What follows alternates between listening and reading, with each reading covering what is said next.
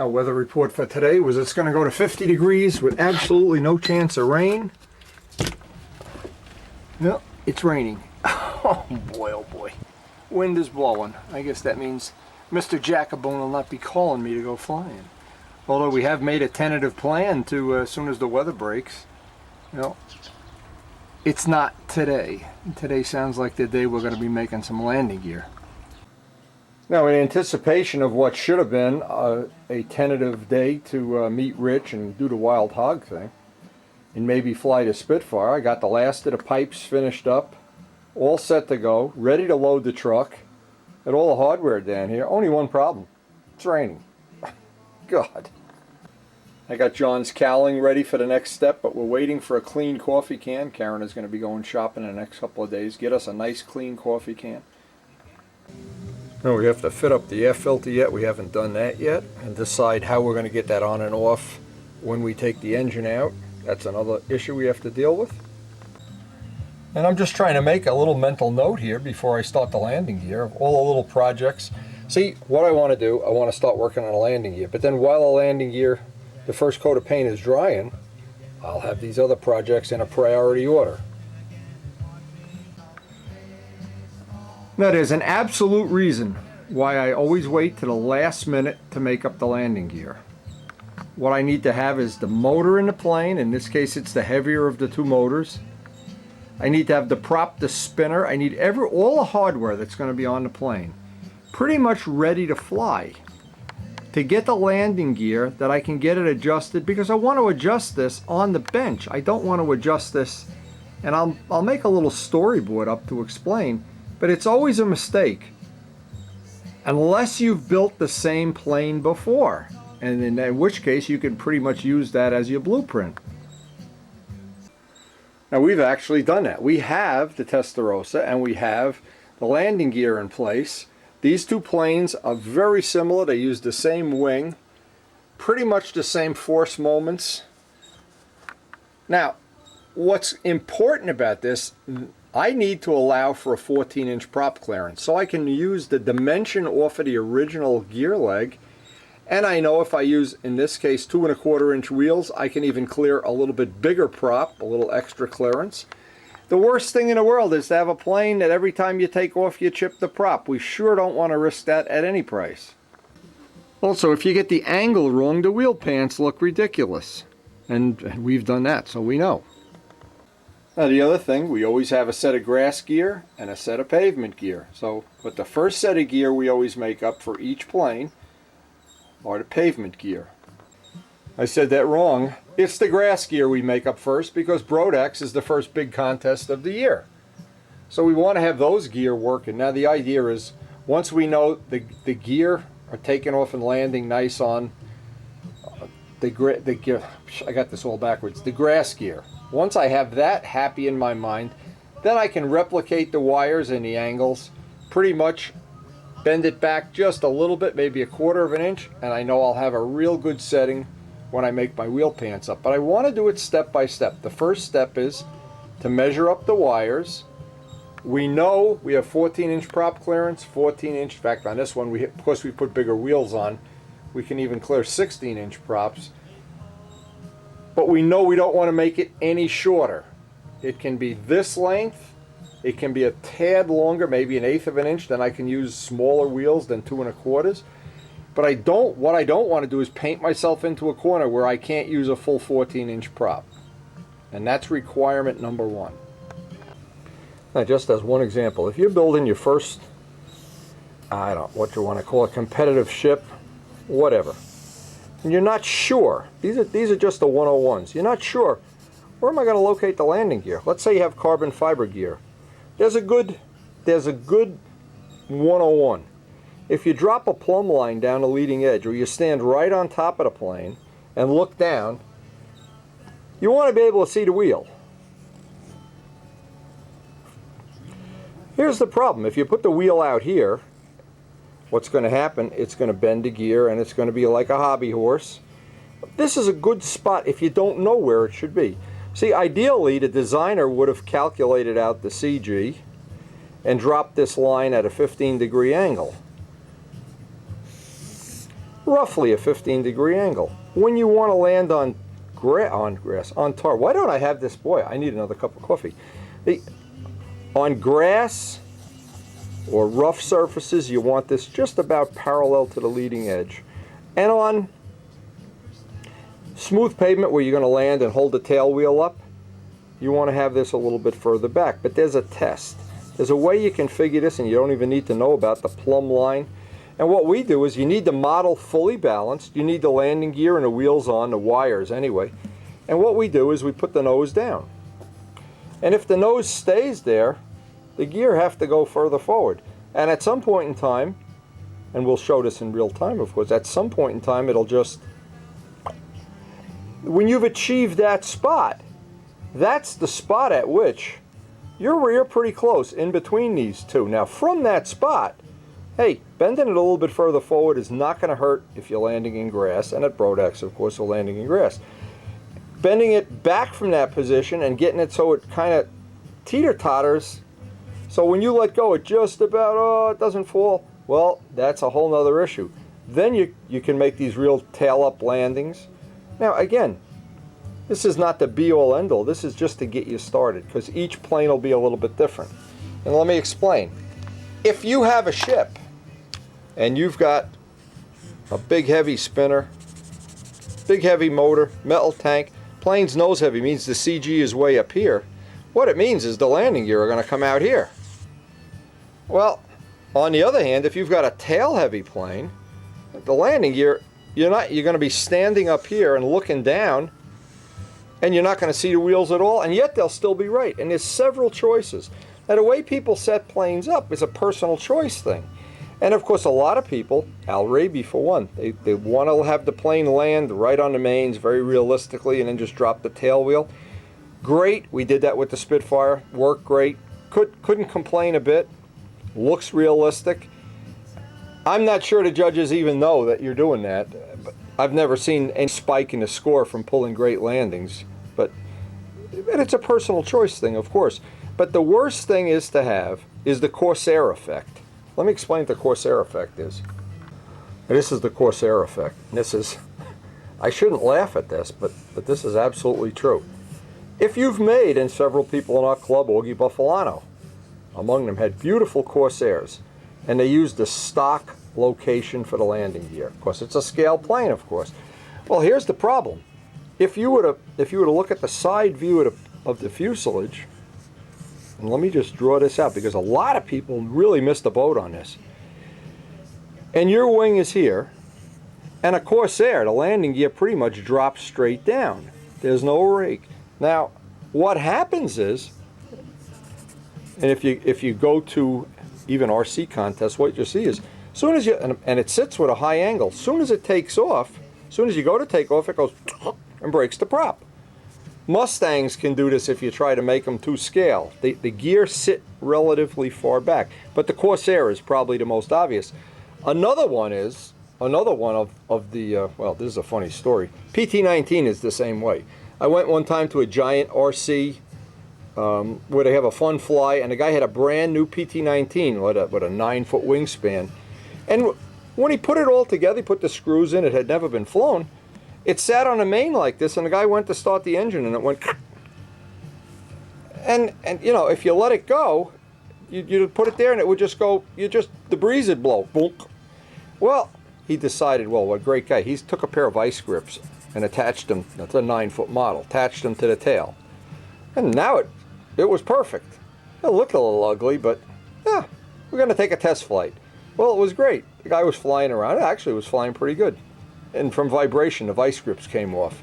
You can figure what happened from that point on. So I call this the Corsair effect, where the gear are too far back. That's the worst scenario.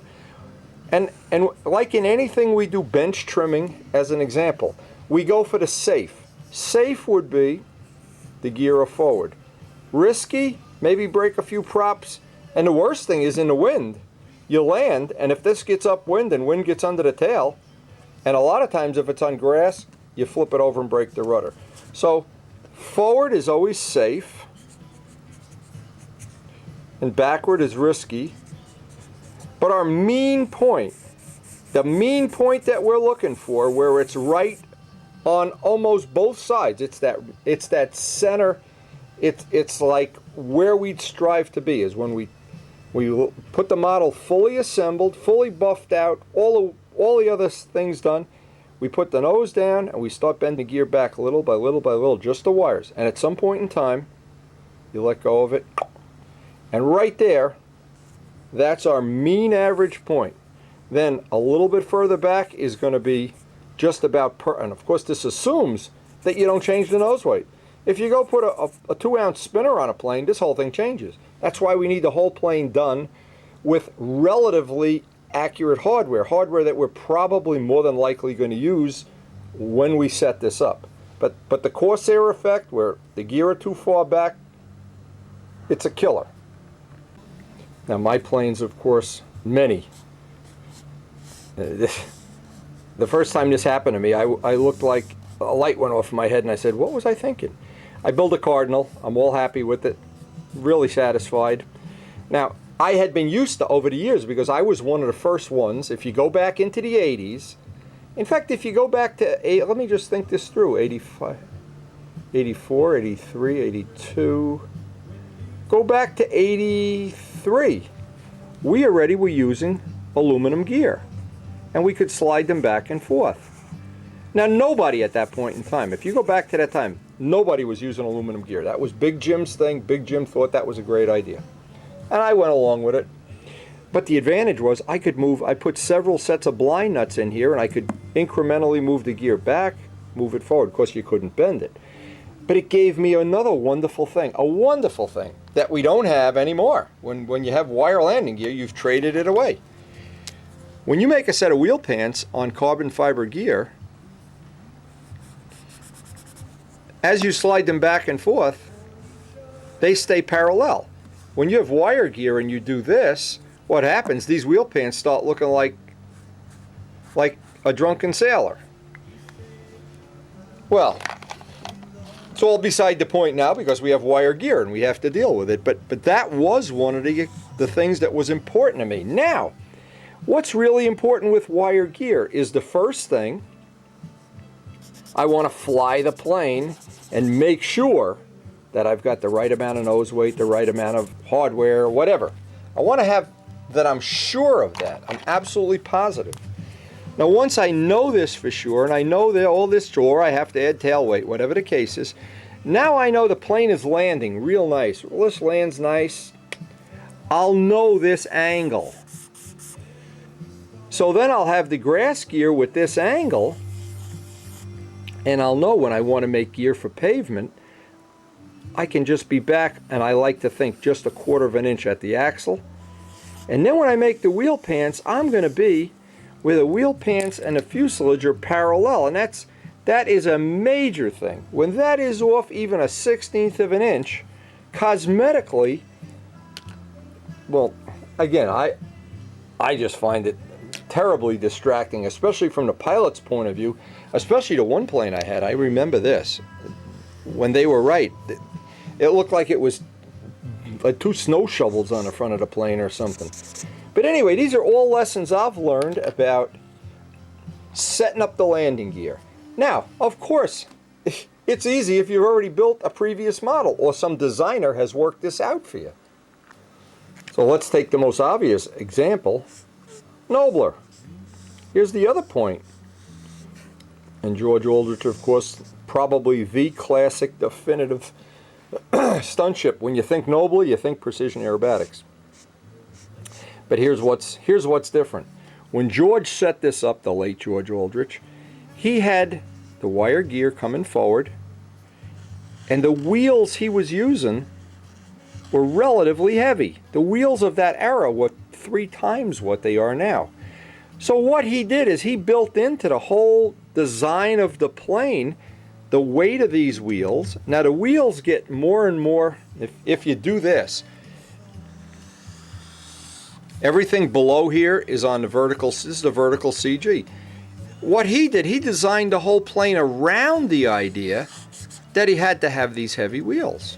And I spoke to him many times about this. Now many people have built a Nobler, for instance, and put on real light Brodak wheels. It always needs some trim adjustment. The plane was designed around heavy wheels. Well, our planes are designed around light wheels, so the opposite happens. We have to make the gear a little bit longer. See, the longer you make the gear, this fulcrum it pivots on the vertical CG. So longer gear and heavier gear tend to push that away, causing all kind of trim issues. And we'll get into that when we do bench trimming. That's a pretty sophisticated thing. But if you understand it, if you have a concept in your mind of how it works, everything below that vertical CG that goes right down the middle of the wing. And on a dihedral plane, it's the mean average point of the wing. And you just asked Dave Downey to explain that to you, and you got a long conversation coming. Everything on top here, and it's all, these forces are trying to push it that way, these forces are pushing it that way. And if you understand that, in a perfect aerodynamic harmony, the plane would be exactly in balance. But it would account for the fact, now some planes, I know I've had planes where you'd change the wheels and or put on a set of wheel pants, which usually add an ounce, let's say. The whole characteristic of the plane, it would stop turning insides correctly. It would get asymmetrical control inputs. It would do a million things that would make you crazy. But if you knew ahead of time what was making it happen and what you could do to correct it, well, again, we're going to get into this in the bench trimming. But right now, the single biggest thing is we're going to have to bend the wires and get the wires in the right axle location. And this gets pretty complicated to me. And get to where we can drop that nose down and it almost falls, and it goes back. And when we get to that, at that point in time and space, I think we're ready to then make up the spats for the grass gear. And then once we fly the plane and get a couple of flights on it, we'll make up another set of wires. But we'll already have that angle. And maybe I've oversimplified this, but having this right, once it's right, the takeoffs and the landings are almost automatic. You almost can fall asleep at the switch. When it's wrong, what happens is when it's too far forward, every time you go to land, if this is too far forward, the weight, the shock hits in front of the CG and it does this. And the plane bounces.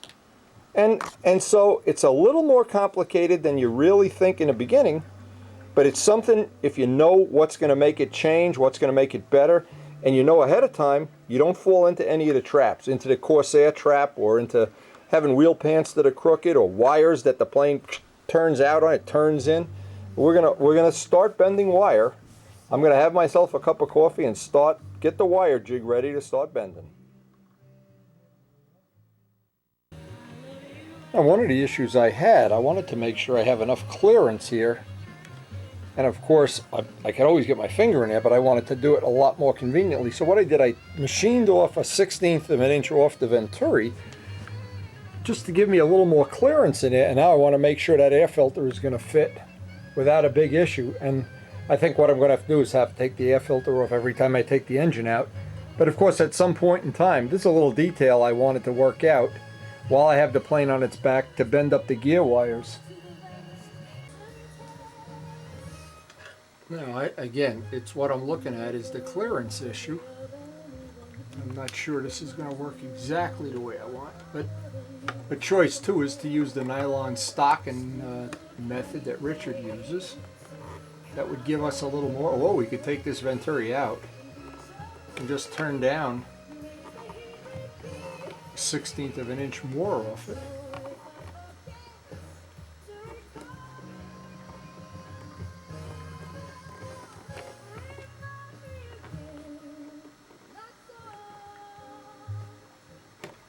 Now I'm trying to figure out if this is going to be a practical way, and it's not going to be a practical way to do this. See, I had an idea in my mind, but of course in my mind and in reality it's two different things.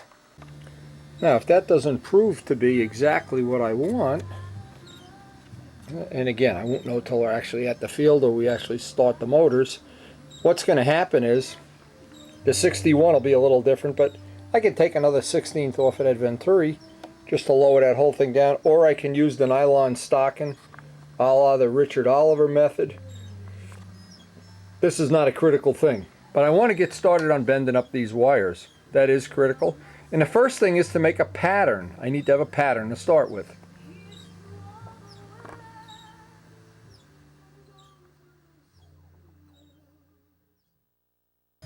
And once I actually make up a pattern, I want to draw the outline of the wire, because we're going to be passing on all the final templates to Elliott Scott very soon, so he could work on the official plans for this plane. And that would be one of the things we'd like to work out ahead of time. And the first thing I want to do, I get a piece of 1/8" wire. I want to sand off, and when I'm done cleaning it off, because what happens is there's a coating on this wire to keep it from rusting.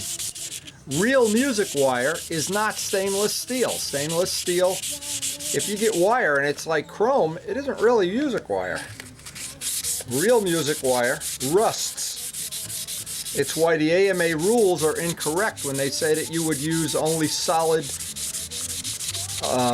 music wire for wires, because you can't use them. They rust. They rust. Jimmy Casale found that out. He tried to do that. Several other people did. The rules were incorrect, the wording was wrong, among other things, but it's all changed now, I hope. We'll find out when we get that next. But anyway, cleaning the wire is step one.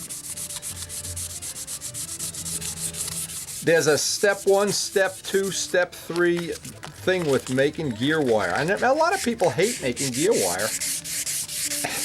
I really don't mind it, but when it goes smooth, of course it's your lucky day. When it doesn't, then you're like Windy. Now, the second thing, this all sounds like overkill until you actually have a problem. And the problem would be, the tentative problem is, this is M600 by the way, the problem that you can run into is you go to glue the gear spats on, and as soon as you land, one of them goes and it becomes a giant trim tab if it's not on solid. Getting the spats on solid, extremely important, and important that they're 90 degrees tangent to the circle. They don't become trim tabs either way. I don't want to turn in a plane in or turn in a plane out. So starting with a clean piece of... Now step 1, the way Dave has installed the gear blocks, I need to figure out the length. Now I can feel the block right there. See, if I make these too long, I don't want them coming out the top of the wing. Okay, there's my... Let me put a little mark on that. And that's going to be the indicator of how far down. The worst thing you want to do is make that leg so it's a 1/16 of an inch too long. You tighten the screws, the wire comes out the top of the wing. So now I can mark that, and this is now my gauge, at least temporarily, so that I don't wind up making a big giant long wire. I want to go in, and what I want to do is I want to feel it. I can do it this way. I can feel the gear block, probe around, then it goes through the slot, but I know that it's not going to go out the top. Now the wire bender is relatively simple. I got this one from Brodak. Relatively simple. I have a gauge. I always allow, as you bend this wire, it gets sucked in. The wire that's at the back end gets pulled into the machine, the bender. So I need to know how long I want this bend, and of course I'll adjust it. But I got to allow about 1/8 of an inch. 1/8 of an inch is about right. In fact, I'll make it a little longer and then trim it. Leave just enough off of there. This thing is really worn out from making thousands of control horns over the years too. So now, if I really wanted to, once I have a pattern, I can bend 2 of these at a time. This is strong enough to do it, but for right now, I really just want to make a pattern. I want a 90-degree bend, but I don't want to make it 120 and then bend it back. I'd rather sneak up on it and keep it 90 degrees right from the start. The worst thing is to bend this back and forth, back and forth, back and forth. You fracture the wire unnecessarily here. Now, before I could bend the rest of this, I got to kind of estimate this dimension here as to how long it is, and I'll go over to the ship and measure how far the torsion arm is. Usually we allow about 2 inches for the torsion arm. Now, without even getting too fancy, because I don't want to push that in yet, I want to clean that out. This is the end of my torsion arm right here. Now what will happen here is, I know that's the length, but what's going to happen is I'm going to lose 1/8 of an inch, which is just about the right amount. So I can set that right up on the pivot point, set it up at 90 degrees. Now once I get the marks, I marked it on the wrong side really. Then I can put this L bend in here. Again, I'm looking for 90 degrees. And not, I'd rather be a little less, but not have to go back and forth a bunch of times. Now I've got the 2 main bends that I need. Now I need to cut off a piece of this wire. I could do this another way. I can measure the length, and I'll go over to the Testarossa and just measure the length that we used on the Testarossa, because that cleared a 14-inch prop. The Novanta was a little longer. I think we need just what we had, the leg length we had on the Testarossa. Let me just measure that. Okay, now this really is the part. It's actually guesswork from this point on, because we need to make up a set of wires and then decide if we're on the high side or the low side. But once I have a pattern, then I can build 2 at a time right off the pattern. And this is going to be, let's see if it's our lucky day. We're going to find out. Again, we're basing this all on the fact that we're going to have the biggest diameter prop is a 14-inch, and that once we make a pattern, we can adjust the pattern up or down incrementally, or in a big way, until we're happy. See, when the thing wears out, you've got pressure on it. Yeah. It's one of my tools that I love. It's so worn out and beat up. Okay, now I got to trim this off and go see if this is going to be a good pattern.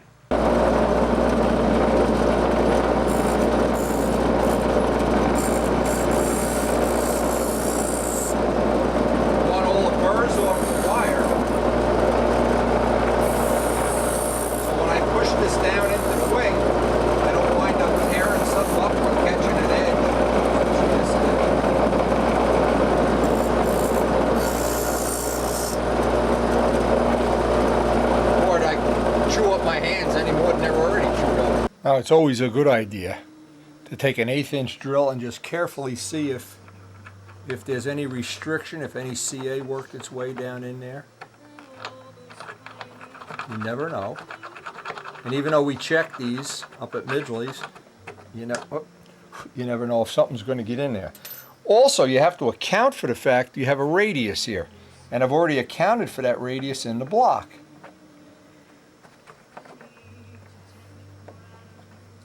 I want to see if I've got the length. We'll find out if I got the length right in 1 minute. I'm feeling the block, and of course I don't want to catch it by a 1/64 of an inch. I want to catch it by a decent amount, at least 1/4 of an inch or so.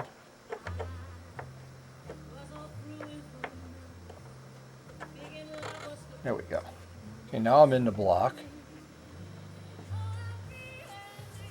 Now the trick is, I got to get an eyeball idea as to, see, since we're at the Testarossa length here, do I want to make it a little longer, a little shorter? I've got to bend it forward, of course. But it looks like we're in the ballpark. So now, the whole trick with this would be, I'll take a little piece of tape, because what happens after you have 100 pieces of this wire around, you forget which is which. This is our square one. And from this, I need to bend 2 identical pieces of wire, exactly like this. Now, then I need to go through the routine of putting fake wheels on and seeing if I've got the angle right. Then, as the final thing, I'll make the second set of wires a little bit longer, a little bit shorter. Or if you've already built the prototype plane and you have a gear pattern, which we'll have on attribute plans, make it a lot easier. But when you're doing prototype work, and everything we do is a prototype.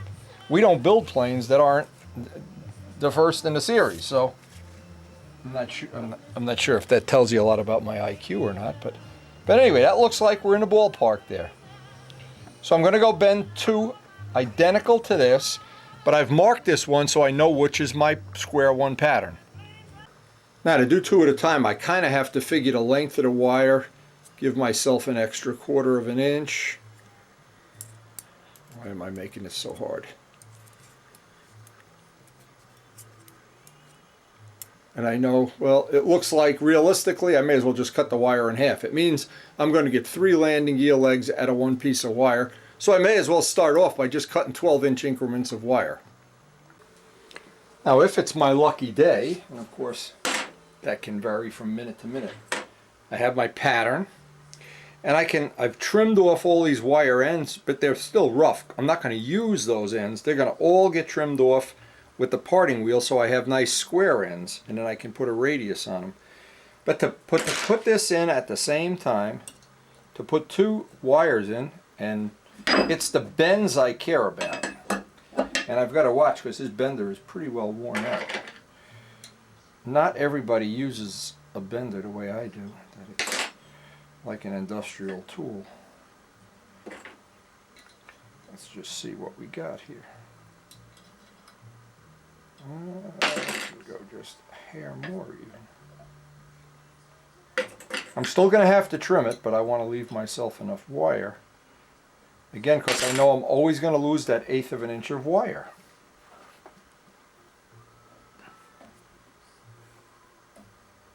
Now what this ensures is that they'll either both be right or both be wrong. I want to hold them together. I'm going to set my second bend up, allow 1/8 of an inch. If I start that bend, it's going to get sucked in. I've got to allow about 1/8 of an inch for that.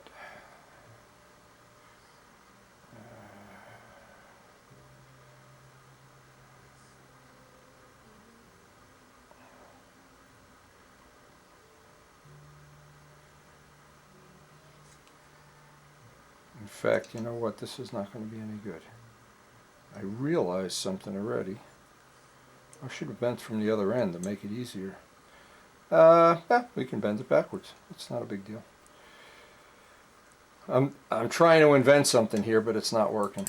I'm trying to make this a little easier than it should be, but again,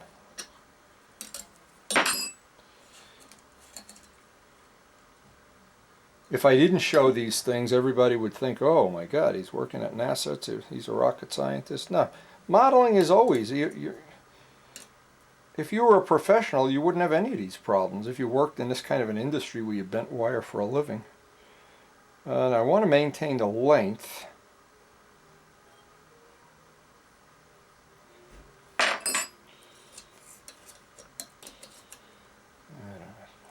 I'm a little Fradusky-ized here. I want to keep the length the same. Alright, to hell with it. Let's do it the old-fashioned way. You're just not going to be cute today, that's all there is to it. Allow 1/8 of an inch.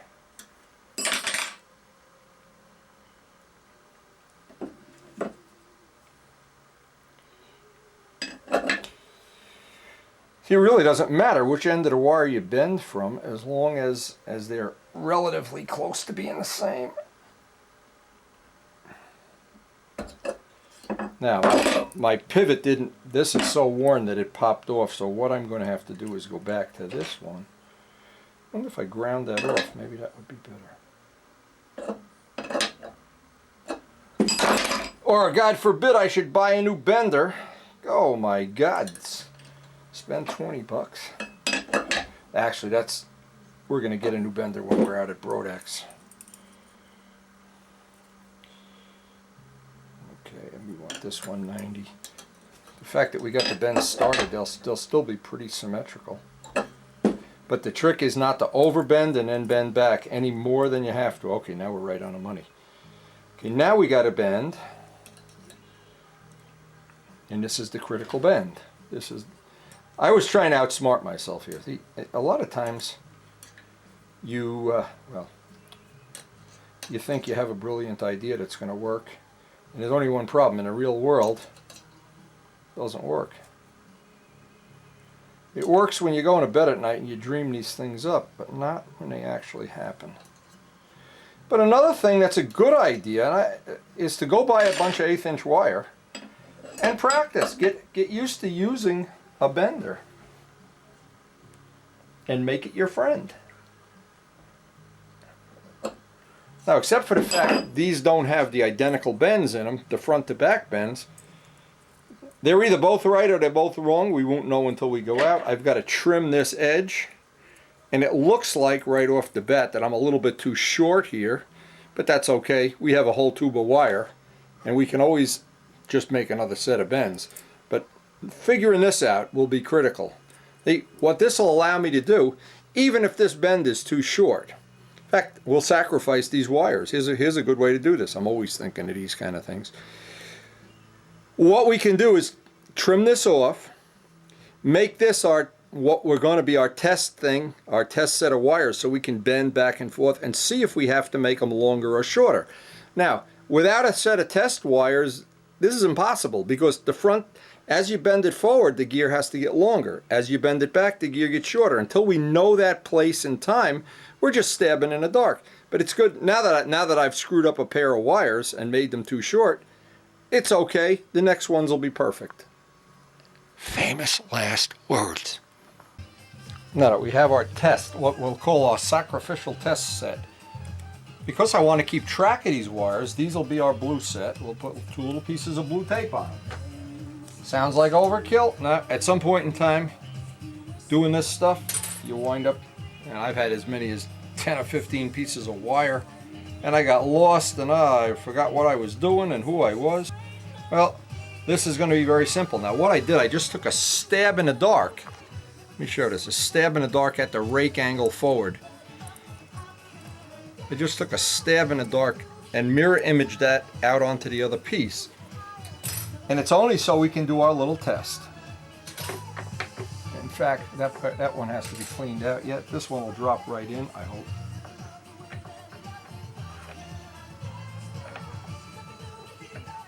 Let's just make sure we're not getting too cute here. We gotta fish around, because it's like there's only one 1/8 inch hole in there.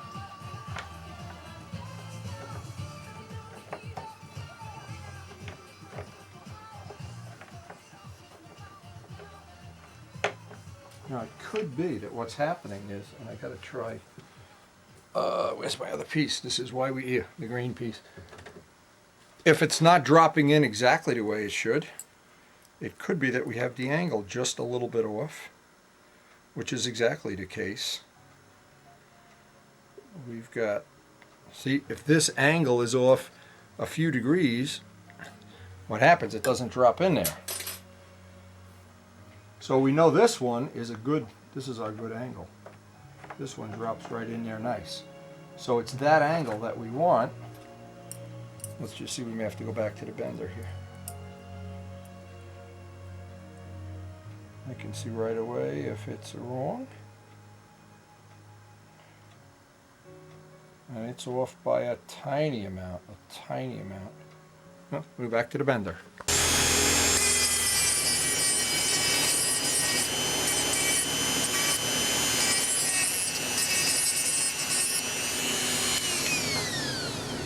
Now we hope we're closing in on being able to drop these right in. We're going to find out. Now again, I've just taken a stab in the dark at the angle, and that's perfectly okay. What we're doing here, we just want to get a ballpark. This one's going to be persnippety too. Find that.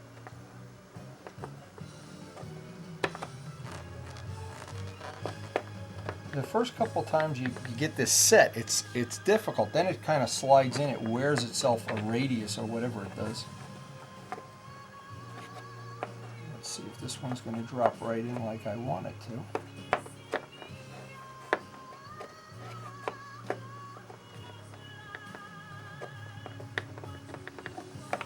Now, to figure that out, let's see. There might be a little bit of glue in there. Take out the old 1/8 inch drill.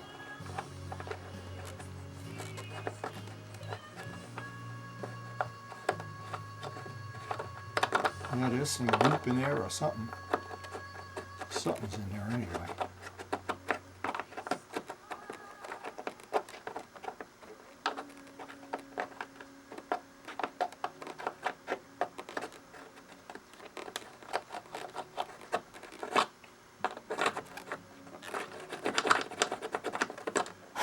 And it's what usually happens, it's paint glue buildup in there. Now, whenever you have schmutz, I call it schmutz, down in that block, because we don't want the drill to go out the other side. And don't ever run an electric drill in there.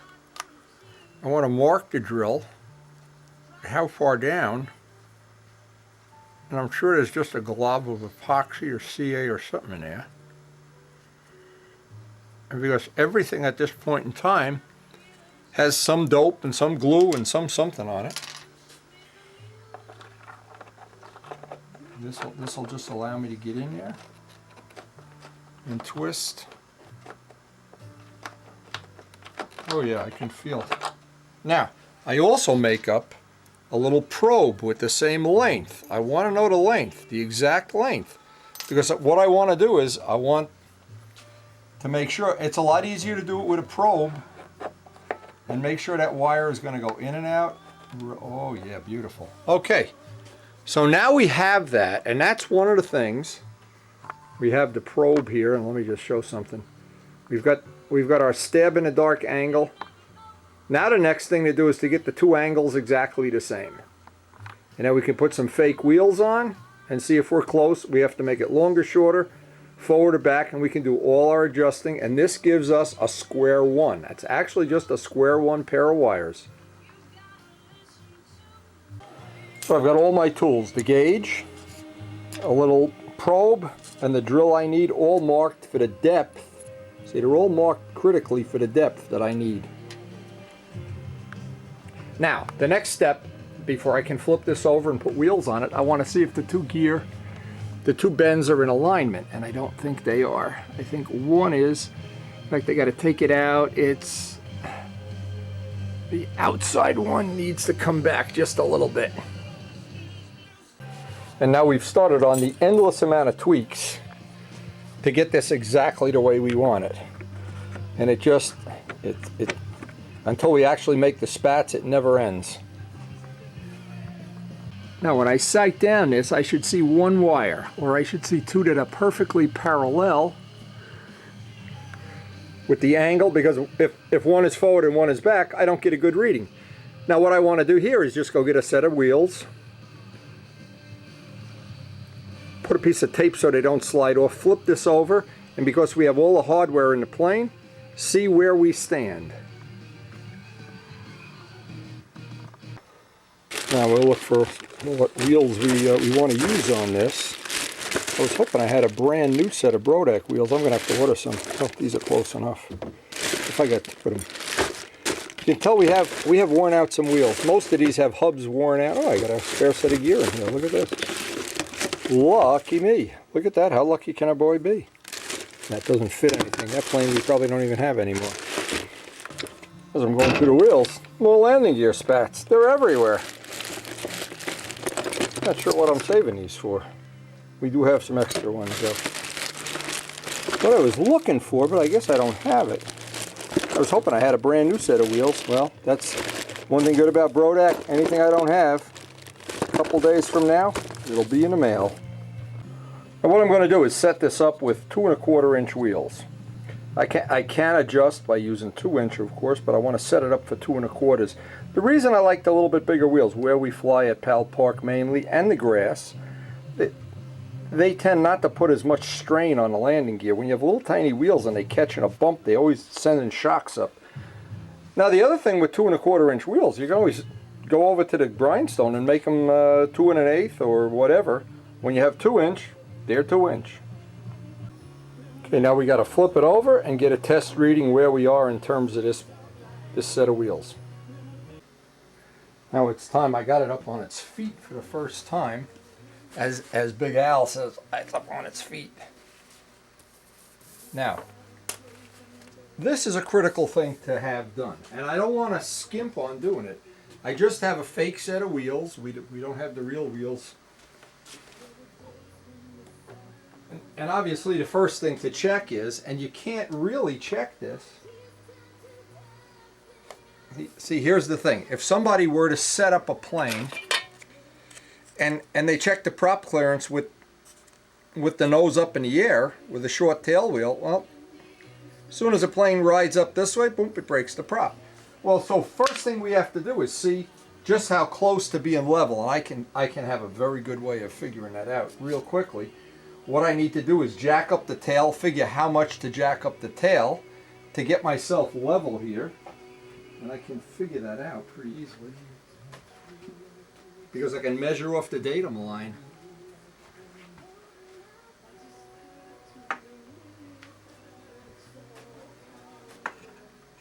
And what it's telling me, I need about 1.5 inches to get me back to ground zero. So usually there's a real easy way to do this. A couple of videotapes will get us in the ballpark, or some balsa shims or something. But I want to have that I'm in basically at where I would be rolling along the ground. Now that's probably too much. It's a bit too much, so what I need is something a little bit less than a videotape. That would be easy to figure out. What do we got? What do we have less than a videotape? We can stack up DVDs. A little piece of balsa wood, maybe?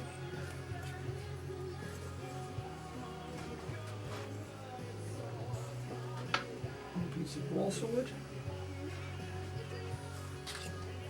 Again, if you don't do it this way, well, you get a fake reading. It's too much. Still, I gotta get some more piece of wood.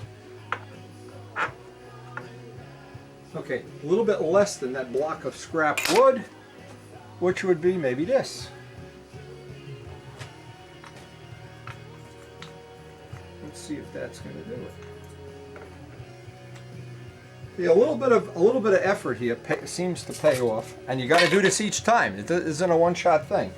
You've got to do it, and when you check that, now, of course, you can see already we don't have enough prop clearance, but what that's going to mean is the wires have to be longer or they have to be swept back, and we won't know that.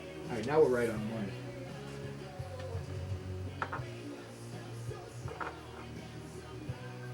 Okay, now we're right on the money of what? When that's level and riding on its main wheels. The problem now is we have zero prop clearance. That would definitely be a problem, especially in a world where you can't buy 14.5 rev-ups. So step one, the obvious things. If you've already got the plane set up, you could put a little bit bigger wheels on. But 2 1/4 is as big as I'd like to go. The other thing is we can make the wires a 1/4 inch longer. A 1/4 inch is a good amount, because a 1/4 inch there is going to give me a 1/2 inch of prop clearance. Or I can bend the gear back, or all of the above. But before I make that decision, here's the decision. If I'm going to bend the gear back, what I want to have is, see, bending the gear back is not an option. I'm already too far back. So the only choice, the next logical choice, since I don't want to use bigger wheels, is I have to make the wires a little bit longer. And since we're going to make a separate set of wires, these will be the blue wires. I'll get out some different color tape and I'll make a set of wires where the torsion arm was too short on these two, but I'll extend that wire. 1/4 inch is probably going to be enough to do what I want it to do. But there's no way that I would even risk having that low prop clearance. That's definitely, that's John DeTavo City. Now I can keep this just as a reference. This is how thick I'm going to need to get the tail up. I can pull these wheels off, get the tape off, and just go bend up the wire exactly the way I did before, except when I get to doing the leg and to doing the torsion arm, I'll start by making it a 1/4 inch more. But because the 1/4 inch is further back, it's going to raise the nose way more than a 1/4 inch, probably 3/8 or a half. In fact, you know what I'm going to do? To play it safe, I'm going to make the 3/8 of an inch longer. Now I want to start off, I know I can get 3 legs out of a piece of wire, so the first thing I can do is cut the wire, 3 equal pieces. It'll just make the multiple bending just that much easier. And I always like to deburr the ends, and I always like to clean it with M600 before I go any further. It actually, just so I don't get this, whatever they do coat the wire with, some kind of a grease that once you get on your hands, of course. And then when I go for a manicure, they say, why don't you come with clean hands? So the first bend I want to make I want to make this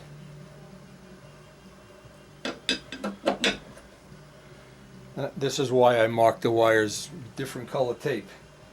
The green, I had the torsion arm right, and I had the length right for this. So I'll make this just a little bit longer than it has to be, and I can grind it to the length.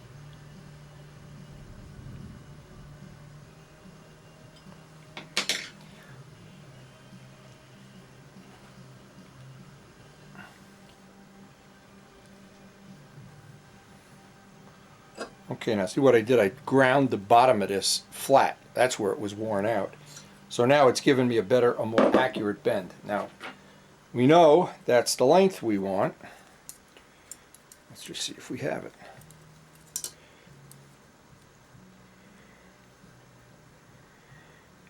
Yeah, very close. Okay, so we have the length.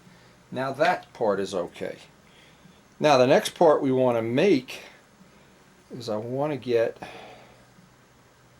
the torsion arm from the green wire. So let's just see if we can estimate the torsion arm. Plus 1/8 of an inch. We know we're going to lose 1/8 of an inch.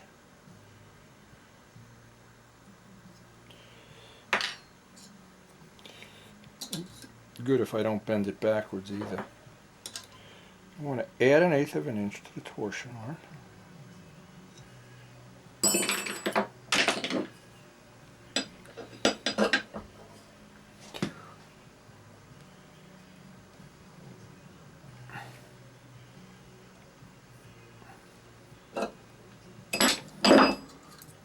Now I know I'm going to need, this is the critical one, I know I'm going to want to add 3/8 of an inch to the length of the blue wires. So if I do them evenly and equally, then I have to add 1/8. The reason for adding 1/8 is pretty simple, because the wire is going to shrink 1/8 of an inch.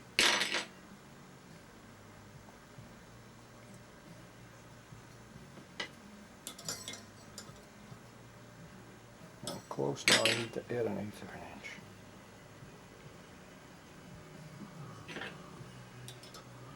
Okay, now that's where I was. Now I want to add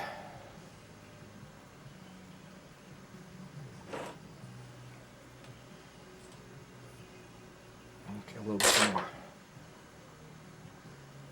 Okay. And then we have another, what amounts to be another set of test wires. Once we do all the tweaking and the bending forward and back, now this will be our new set of tweak wires. I'll mark these with yellow tape. Now this is the part that always takes forever. A little fine tuning, little by little, getting the angles right. And I'm trying to, as an example, see, I underbend all the time and then always add the extra little bit rather than go too far and then have to bend it back, if at all possible. Now I've got to start with, this is the latest set of wires. I want to get the angle, and I can take the angle off the first set of wires. That angle was close, but of course each one, this one goes this way, the other one goes the other way. And once that angle's bent, then I've got to replicate it the same way. It's a drop in. I've got the angle. I put my dummy wheels on there. And once I bend the other one with the same angles that match, I'll be ready to set it up back on the videotapes and back to see what the prop clearance is. See, now that's why I marked the wires. As the wire evolves from the first set, this was wrong, second set, this was better, but this was wrong. Then we want that, the angle's good, but we want to make it longer. Well, if you have each set marked, if you just lay all these wires down on the floor or on your bench, you're dead. You're dead. Believe me. How do I know that? Now let me just see what I have to do. This one, I'm getting ahead of myself. This one has to come forward. Am I right or wrong? See, after a while, it's like this one has to come forward. And once you put this bend in, then each side is a dedicated But now I just reverse the angle. I can hold this upside down and I can see the angle. Again, the idea is not to bend it any further than you have to, if possible.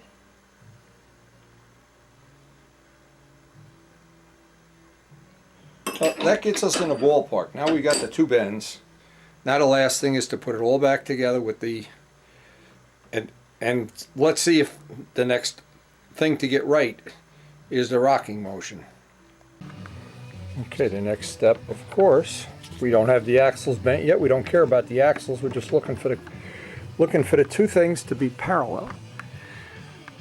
When we look down, we want to see one wire, if possible. Now, it's going to be time to take a break here in a minute.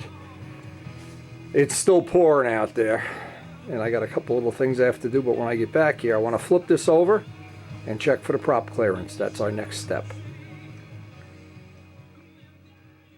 Okay, now it's time to do our magic test to the datum line.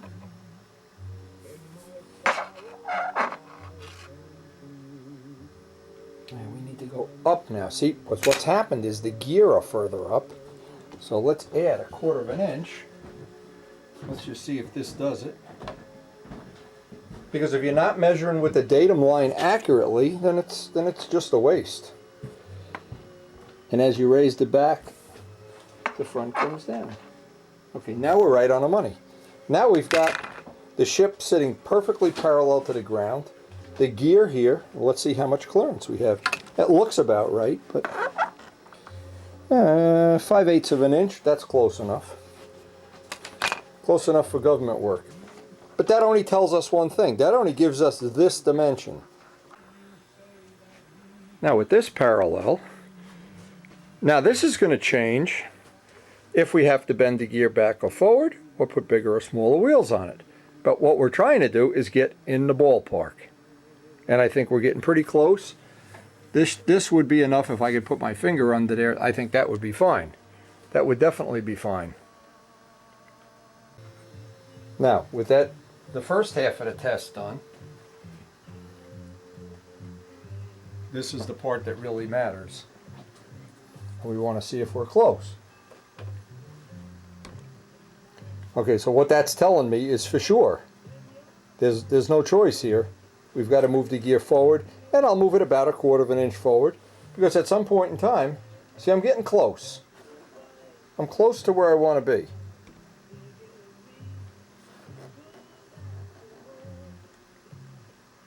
But I want to have it that when I let go, it goes right back. So the next step is going to be to just move it forward 1/4 inch, and we're probably going to be in the ballpark.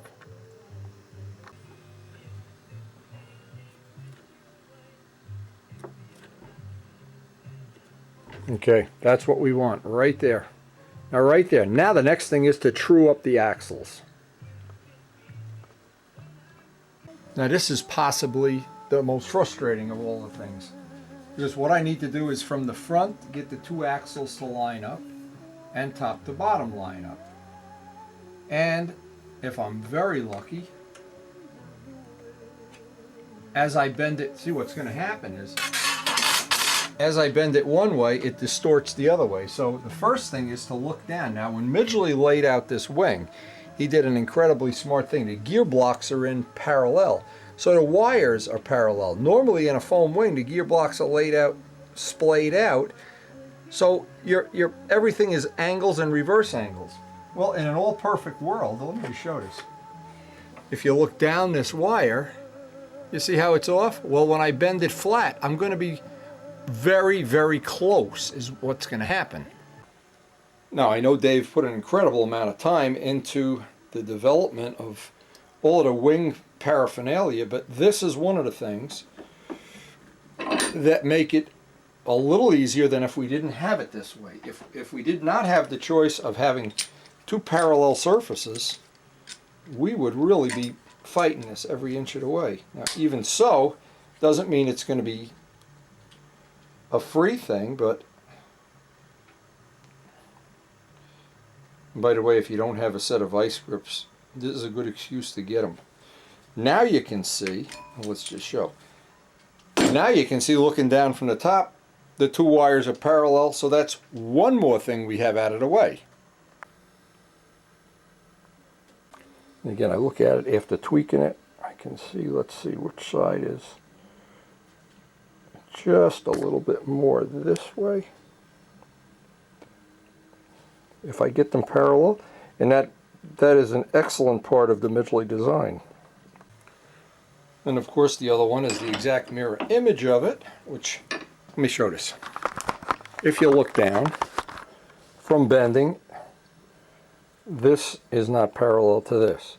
Once I bend this, these two will be parallel, and then we only need to check that it's parallel this way, assuming we haven't bent anything else, because every time you touch this, it bends the other way or that way.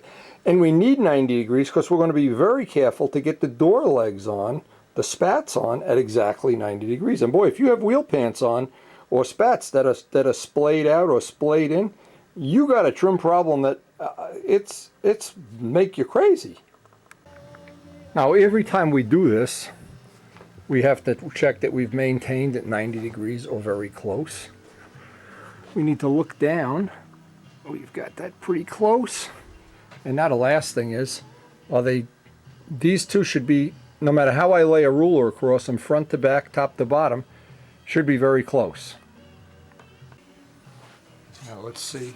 First they have to be down in there nice and tight.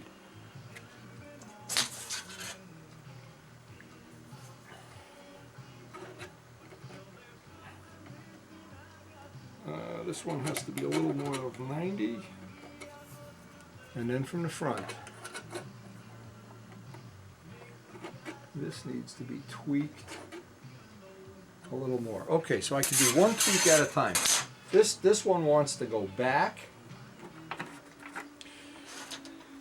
and this is the thing, I may go back to that bench 100 times. A tweak this way, a tweak that way, went too far, came back, but in the end, I want to be able to lay that ruler across the top and across the front and have it exactly even. Now, some people like to have the gear canted in ever so slightly so it rolls. Well, because I fly with a stooge, I want it, as soon as it releases, I want it out there. Now our front to back is real good now. That's as good as it gets. Our top angle. Nope, this one's got to come up more.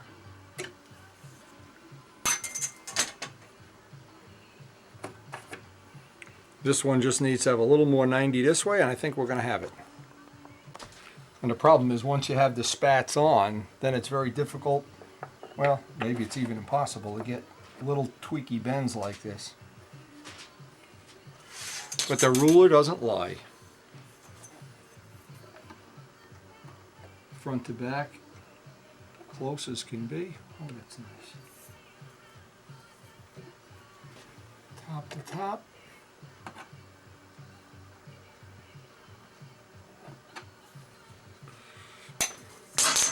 Yes. Now the next step is to make up the cosmetic parts, and I need to go make some paper doll patterns of what we want the spats to look like.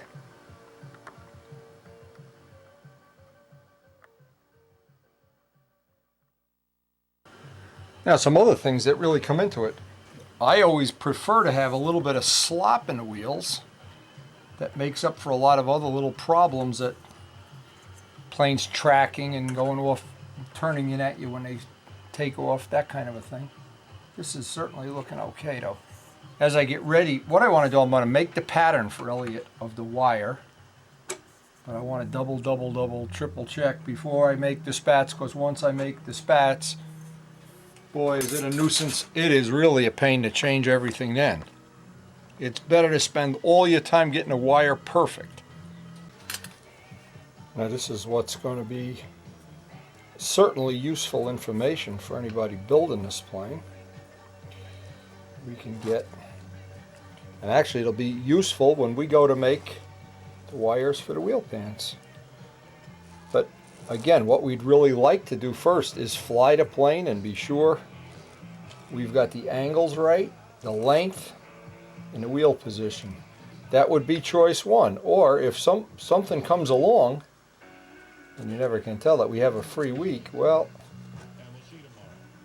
But I'm really hesitant to do that. I really like to, as always, stack the deck in my favor. So this is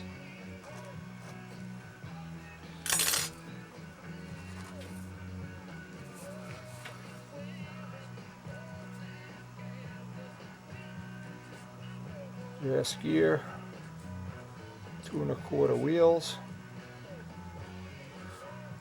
1-inch clearance, 14-inch prop.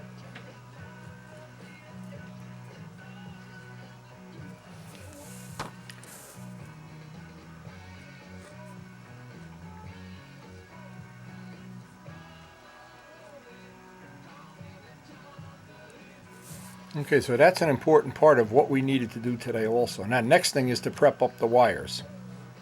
Now, all our other wires I'll save, and there may be something we could use them for, but not right now. We only want to get the grass gear done so we can fly the model. And we actually won't need wheel pants until time to go to the Nats. And we don't even need them then. It's just that I'd like to have them, of course. Now, a couple of things I do. I try to take some of the material off on here, because this is really just this is a torsion arm. I'm going to leave the last 1/4 inch solid bit in here. I can take some off on a grinder. Then I can roughen this up. I want to roughen it up the whole length, because once I put that spat on, I don't want it torsioning or twisting. Now, Richard Oliver had a nice way to do it with some little like landing gear clips, but the way I do it, and I've done it all the years, has been really bulletproof, reliable, and those spats, you got to tear them off with a pair of pliers. Even times that I've tried to take them off, it's difficult to get them off. Now what I want to do is mark exactly how far down. I don't want these things getting too close to the wire.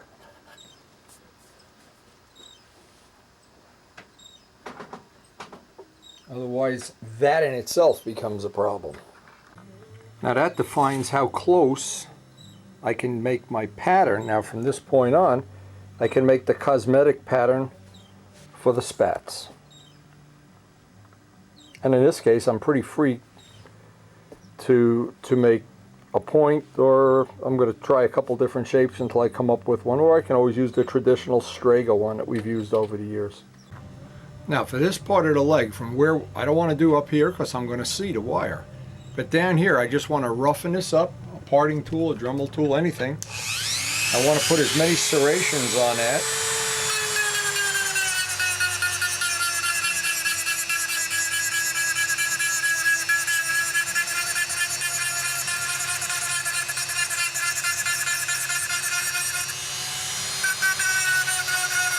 That's going to let the glue get a much better grip.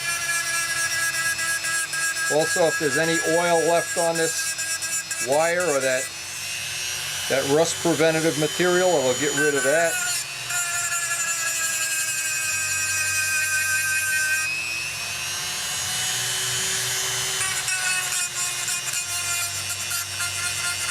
And if one of those spats loosens up halfway through the season, by then everything has got oil on it. It's very difficult to fix.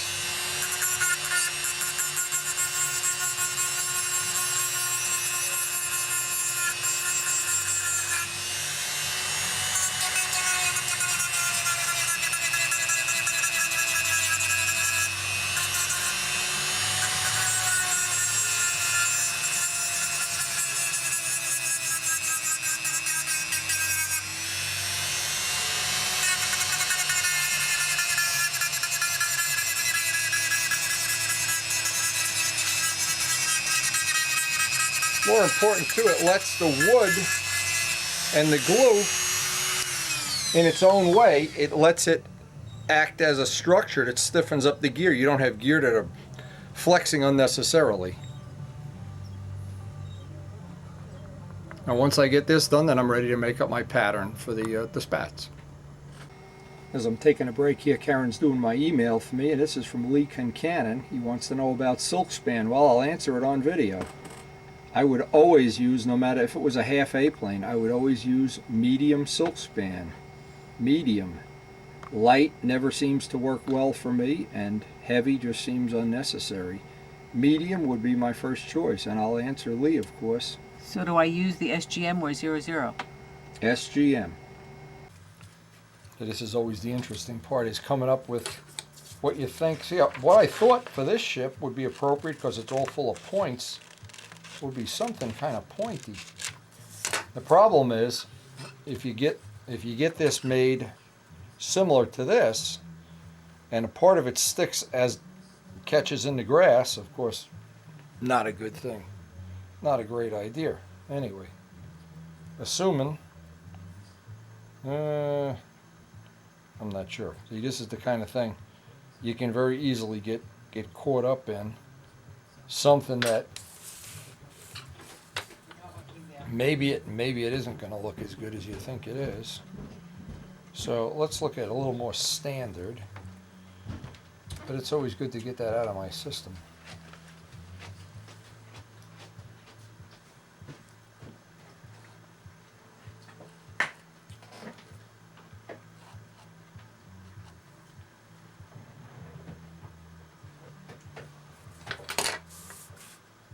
Maybe we can do this.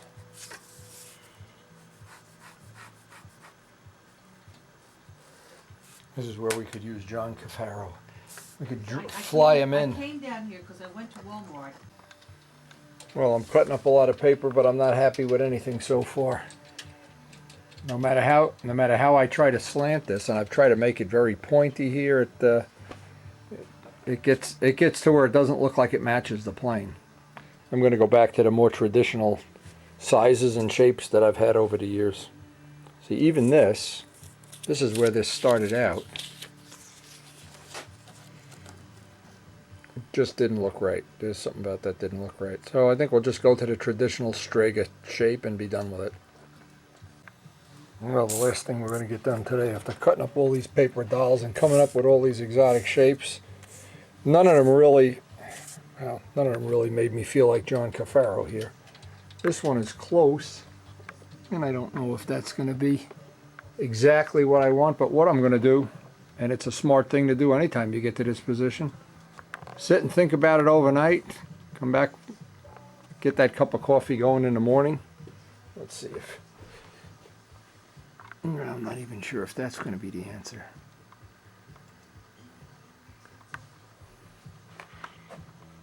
But we'll think about it tonight.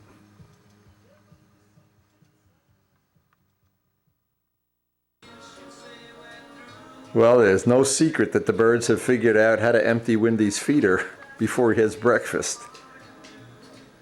Birds, we have work to do today. I can't afford to fill his feeder twice in one day. Twice in 1 hour. What am I talking about? They look hungry, Care. I gotta look at a bird's tush in the morning. And no fighting. There's no fighting. I know it's the mating season. But they turn into mean birds. Mean birds. Fill that feeder, Windy. Stop being a baby. You got plenty of seeds in the back room. Fill that feeder. Now, we had a little change of plans due to Karen's plan coming ahead of mine, of course. I always wanted to look at these shapes the day after. See, I tried all of them, taped them in place, moved them forward and back, and I think we got what will be our final shape, and of course we'll include that to Elliot so he can draw that up on the plans. But it's always good. I always like to look at things the day after, and the day the things happen. Sometimes I'm in love with something, and as an example, this one. The one with the point, I thought, oh, that's going to look slick as can be. And when I actually, put the wheel here, when I actually looked at it the next morning, after a cup of coffee, of course, it just didn't have the same look. It started to look like, and I was thinking, here's the issue. You'd catch a weed or something on this and, or break the gear. So, which is one of the part. This is kind of a combination of the Strega and the Novanta, and not having that point on there is a very practical thing when you're flying on rough surfaces or on grass maybe that has a couple of golf holes in it or something. So anyway, the next day we actually do get to do modeling work. That'll be the case, but we've got a lot of mail to catch up on, and Karen has some house projects to work on today. So being the great husband that I am, I think we'll get started on that as soon as possible. Now, because we've been working pretty intensely, we've let a lot of these things go. And this is from Mac Cook. And he's sending me some stuff here. I had given him some videos to look at, and he bought a few videos, and then I thought I sent him down some stuff I thought he'd enjoy checking out. Oh, good. We'll take it. Let's see. Okay, he's sending down what it looks like some... Let's see what this is. Looks like...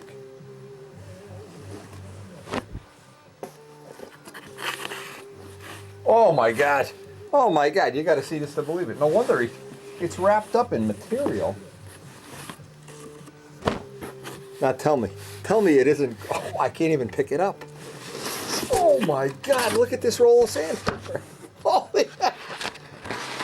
I'll never go hungry again. Look at this.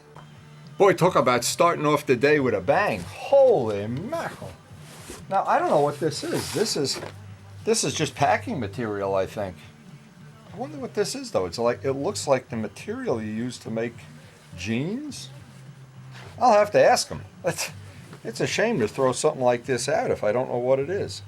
Doesn't say in the note what it is. But let me just make sure I haven't missed I'm not missing a boat here on something. Well, I'm going to hang on to this until I see what that is, of course. Maybe Karen knows what it is, but this is unreal. I've never seen a roll of sandpaper this big in my life. Now, he said in his little note that you could take this, and I'm sure you can. What grit is it? 100. Great for shaping. And 3M77, look, I can hardly pick this up. This is like 15 pounds or something. And you can make sanding blocks out of it, which of course we've been doing with the fact that Bernie Trent's paper is well, I'm not sure what I'm the right way. It's sticky back, but even if you have sticky back paper and you want to make pro sanding blocks like Les used to make, and I think I still have a couple of his here. What he used to do is he would glue the back of the sanding block with 3M, and then he would take and 3M this and make, which we're going to do a couple of. Wow, Mac, I cannot believe. That's a great gift. That's a great way to start the day. An empty bird feeder. Look at this, two of them here. Oh, I see what this is. Wait a minute. Holy man, there's one of 180. Can I build? I think we could build some models. I don't even know where I'm going to put this. I have to get a spot in the drawer to put it, but just an unbelievable way to start a day. Just an unbelievable way to start it. Thank you so much. Okay, the mystery is solved. Now here, this is the kind of thing, like I always laugh about reading the directions, read the notes. The directions are, this is denim. That what Mac is doing is using this to make covers for wings and things like that. And I looked, and I said, oh, look, it's even sewn the shape of wings. Well, for sure this is a good idea, and for sure we can, especially now that Karen, now I don't know if I ever mentioned this, Karen has is it a brother or something? I'm trying to remember. It's one of the better sewing machines. She's never even gone to the class to learn how to use it. We have the CDs, but she's never taken the lessons, which come with the machine. When you buy the machine, you get a course or whatever. But hey, this will give her something to start with, because I can just picture. See, this would go over like a cardinal wing. What a great idea. Anyway, always pays to read the directions. Anyway, as we get ready to start off our day of intense working on the house here, we have a couple of projects and Karen would like to get these out of the way, needless to say. We have an outdoor light in the back. We have a railing we got to mount to be up to code before the building inspector gets here. And believe me, we always have issues dealing with this guy. We call him the building inspector Nazi from our town. We want to try to get all that done today so we can free up a day and work on those landing gear either tomorrow or the next day, and I don't know when that's going to be because the weather is very unpredictable right now. It's raining, it's not raining, the wind is howling, but tomorrow's supposed to be a nicer day. So if we get all that stuff done today, it'll free up tomorrow for our stuff. Anyway, I'll see what Karen has in mind here. This may be something that we can we can use to our advantage here real soon. Now, before we get started outside, and you know what, I've been trying to postpone going outside. I try to do all the inside work first because it's nasty out there. The weather hasn't been cooperating, even though Rich think we're going to get some flying in soon. What happened? Rich Walbridge, one of our close friends, building Spitfires, and as well as Bob Green, of course, currently building, and Joe Adamusco ready to fly. I know when Rich actually finishes the planes, and he's kept us in the loop, which I hope all the people that would be building Spitfires do, he's going to want to do a photo shoot, and I'm not going to let the cat out of the bag. He's got a very special idea for a photo shoot. But he wanted to have a 5-bladed prop and a spinner that he could use on the photo shoot. Well, this is, Rich, and I'm going to tell you right now, this prop was flown. This is the number 1. This is the number 3. It's not really number 3. The blades are numbered. I had these numbered. Yeah, this is one that's been flown. I can see it's had a what do you call it? It was flown, and actually it was flown. We could go back and look at the video. It was flown at the 96 Nats. And I did have official flights that got a score and of course made the cut into the top 5 and won the Concourse Award. So I guess these were okay, and Joe was the only one in the second row and I was the only one in the front row. Kind of neat. So these props were a special part of stunt history, and Rich, we're glad to pass one on to Rich. Now the other thing we have for him, and I thought I had one of those fiberglass spinners laying around somewhere, and I looked for a half an hour this morning and I didn't have one, but I have something even better. What I have is the parts to make, and this is a special little token of thanks to Rich for being part of the RAF. And this is an original Bob Barron spinner that has no cutouts. Now you need a different nut, and I'm sure that nut's available from, I think, from True Turn, because he made these pretty similar to True Turn. This is one of those things, if you put it on eBay, you'd probably get 50 bucks for it or something. It's a collector item, and of course Bob isn't with us anymore, so it has even some other intrinsic value. And I made carbon fiber back plates for this spinner, so we're going to pass one on. The nice thing is you can paint this on whatever color. Blue, I think, is the color of his choice. Paint the back plate edge too. Do the whole thing. So between having a spinner that's a collector item, and I'll put this in a bag, in fact I wrote on it, so Rich just doesn't go head right out to eBay with this spinner. We'll find out, Rich. And another thing that I wanted to do, because I'm putting a goodie bag together for Rich Walbridge, I found one of our 14-inch props that has a split blade, and this is one I think Doran made. See, it has a split in the blade? Yeah, it does. Now, what you do with this, and of course it's been run into the ground probably from a stooge accident. Yeah, this is split. What you do is you CA these blades. CA the tips. Sand the whole prop down. In fact, I wrote on here, so do not use this for a flying prop, by the way. Sand it all down with 80 grit. Prime it with auto primer. Paint it black. Paint the tips yellow. Put the little Rotol decals on it. So you'll have a 4-blade for your photo shoot, a 5-blade. I don't have a 4-blade spinner either. I know what you're asking. Well, you can make a 9-blade out of it, I guess. But anyway, I think having these two in your little collection of stuff when it comes time to do that photo shoot that you've been looking forward to, and I hope I'll be the first one to get a heads up or keep me in a loop on his photo shoot, because we're looking forward to having those photos for Control Line World and Stunt News both. And I'm sure, Rich, get enough photos, we even send some to Alan at the Flying Models and maybe the AMA magazine. I don't know. We may be looking at a cover shot here. Anyway, I hope you enjoy these, and please enjoy that Spitfire. And we're going to have to suck it up here and get out and do this railing. I'm not looking forward to this today. Kind of not the high point of my day, if you know what I mean. So I hope Rich enjoys his photo shoot, and I hope we're going to enjoy seeing the pictures. But here's the thing. I really spent some time sanding a couple of videos back. The joint is imperceptible. Now what I need to do with this, of course, this is a real hardwood railing. And I wanted to see the grain. I wanted everybody to obviously know that it's a real wood railing. It's not a piece of plastic, or it's not like a linoleum, I call it, whenever it's got no character like that. It feels real nice. Now, the problem is, and I've said this before, we really have issues with this building inspector. He rides us like a wild pony.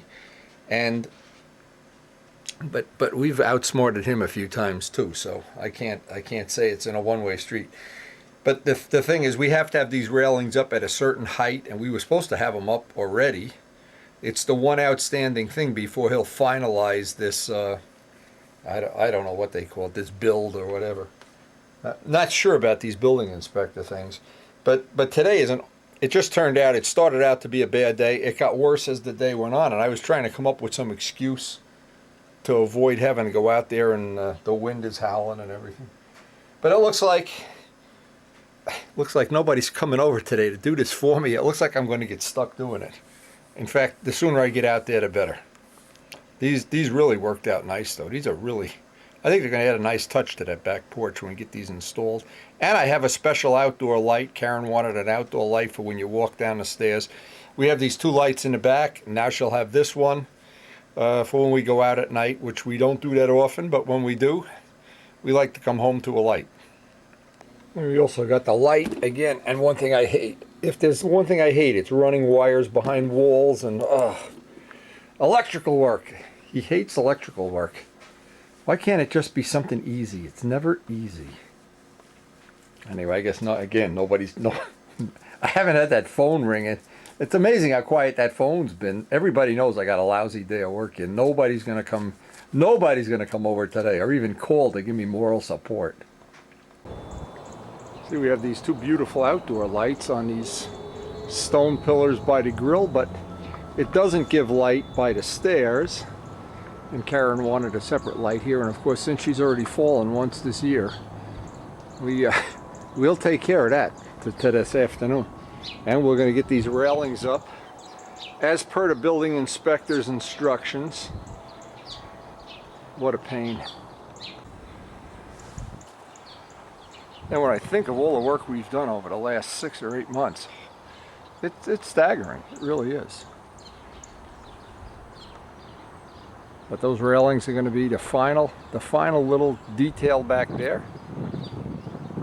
And then we have a couple other little details on our garage area, and of course then we're going to start what amounts to be a major planting. We're going to replant the whole garden. And somewhere in this future, we'll get the delivery of our new R1, and maybe even get to fly the new plane. It's right now you wonder if I'll live long enough for these projects. Now I got the first one up. This building inspector would be so proud of me. Right up to the code. We have to do this to within an inch of the code. Can you believe this? Okay, the only thing on our new porch done left to do is the light. Karen's got to pick out where she wants it. We got a wind howling over here, boy. It's turning out to be a nasty day. I waited as long as I could because I wanted it to warm up. Didn't save me much. It's still cold out here. But we're going to get this done. Because every day we can get a project like this out of the way. It's one more day that when the fly-in motorcycle season comes, I'm not going to be tied up doing this junk. I just thought I'd mention something that's really handy. See this little tip? This is the tip that belongs on a Roto Zip. You could buy these in any Home Depot. And what they're great for is cutting boxes for electrical work. They're just super duper, and they go through it. Well, this is fiberboard. It goes right through it like nothing. Just absolutely beautiful to work with this. And they're made for a Roto Zip. They really don't drill holes. They cut on the side like on a flute. A great tool. And we're closing in on having this electrical work. Wow. This is the last of the electrical work too. One more final piece of the puzzle.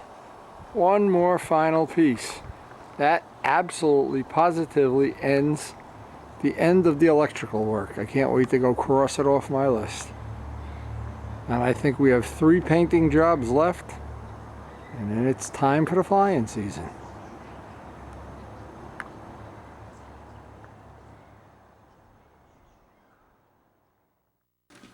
Now, thanks to some success yesterday, we only have 4 things on our list left to do around the house. So what I'm going to do today is, because again, what the pattern has always been, it's really cold till about lunchtime and then it warms up. So what I thought I'd do, and Karen is going to get me a brand new coffee can so I can start John's mold. I don't want to have a rusty old can, just in case we do demos out there. It'll look like we can't afford a thing of coffee, basically, because we can't. Now I got a piece of 64th plywood. What I wanted to do is I wanted to lay out. I finally came up with something that I'm satisfied with. And there's a couple of reasons. Here's one of the things, that if I were to make this into a point, what happens, I'm always afraid it's going to catch on the grass. That's number one. And flip the plane over, especially if we fly at the circle Keep burn. folding it and unfolding it. This little detail. What happens, I think it's like And you this just kind of catch brings it better into our edges. family of Strega and Novanta, that we've kind of used this shape, similar shape to this. But I want to lay out, the first thing is to lay out on a piece of 64th plywood. And let's see, what I try to do is use the part of it that I'm not wasting, so I'm not wasting this material. And I'd like to get let's see how this is going to work. This is going to be the outer piece to the outside, inner piece, yeah. So what I need to do, I could actually put the grain going this way. I'd like to have the grain working in my favor here, front to back. So maybe I'll lay it out this way. So step one, in fact, let me show this up close. The whole idea of doing this is that the wood that we use does 2 things. It's going to take a beating from stones and grass and whatever. I've actually seen guys go pick up the model by the 2 gear. Well, in the past, when I've made it out of 1/8" balsa and then put fiberglass on it, didn't stand the test of time. This little additional weight of the 64th plywood gives it a lot more durability, especially things like on the Spitfire and on some of these models that they're going to go on for 10 years. So I don't want to have that compromise, that at the middle of right when the life expectancy of the plane is at its best and I'm really enjoying it and getting into it and testing engines, so the landing gear or the doors go crooked or something. So I always try to over-engineer the landing gear and the gear doors. Let me break this a close-up. I don't think that the grain is critical. Of course, if it's going front to back, it's gonna be slightly better. We don't need any strength in this dimension. We need all the strength in this dimension. So let's see if I can lay this out. In fact, it looks like I can. And what I wanted to do, another one of my rocket science things, if you're going to do a thing of a parallelogram, you can do it this way. Just makes it easier than trying to trace out a piece of paper.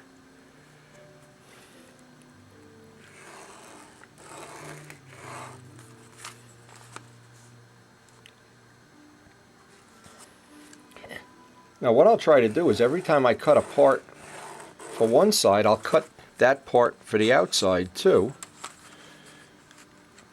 so that they're as mirror image as possible. They're similar. I don't want 1 inch longer or a 1/2 inch longer. Let me just confirm that that's where my dot is. We just got our new control line world, and boy, congratulations to Joe Adamusco. He's got some nice photos in there. Rich Walbridge has his concept thing in there. Pretty nice stuff. Congratulations to John on getting that magazine. There's an advertisement for Stunt News in there. So, summer's coming. Life should be good. Now, what I always like about 64th O-Pee-Chee wood is it cuts real nice with a scissor. Sands real nice. Requires an absolute minimum of 1 or 2 coats of CA, and you've got a finish, and we could spray paint it. It'll be painted in the same day we make it. Now, of course, the idea is here to try to use up, just 1/64 of an inch, and I could have had it that way. But if you use material efficiently, a lot of times when you do it, it's just a habit. Even when you're later on in life when you don't have to do it.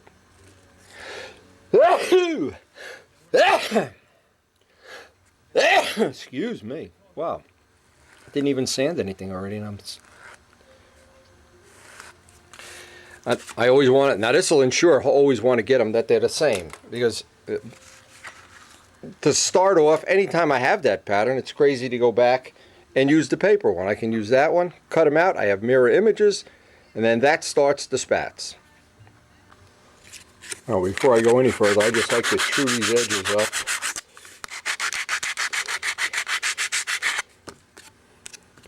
And then I want to hold the two pieces together and make sure they're exactly the same. Now this is one of the critical things too, is one side of this is always a lot smoother than the other. I tried to lay this out so that the rougher of the two sides is going to face the wire. Now the first thing is I want to lay this out, and I know this is not that funny when it happens to you, but I've made two left landing gear already. I've made two where one is going forward and one is back, and I'd have to rip it apart. Now see, I'm looking at the wheel relative to the edge. I always want to have this that it covers the axle. But again, here's what I don't want to have. I don't want to have this, where you can see the whole wheel. That kind of defeats the purpose of from a design point of view. Now let's see if I space it back. If I make it almost parallel.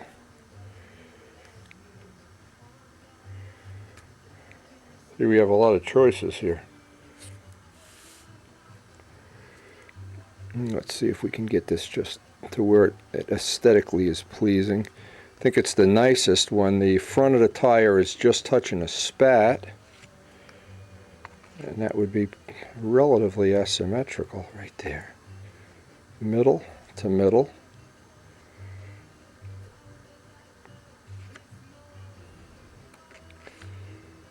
Small detail, but yet it's something that, well.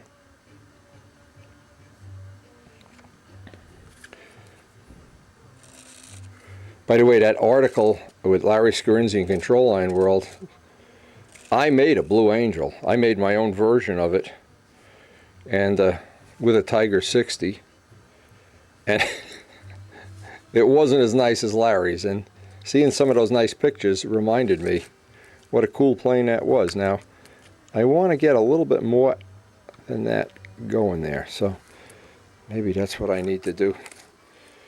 I'm sure John Cafaro has a better way to do this than I do.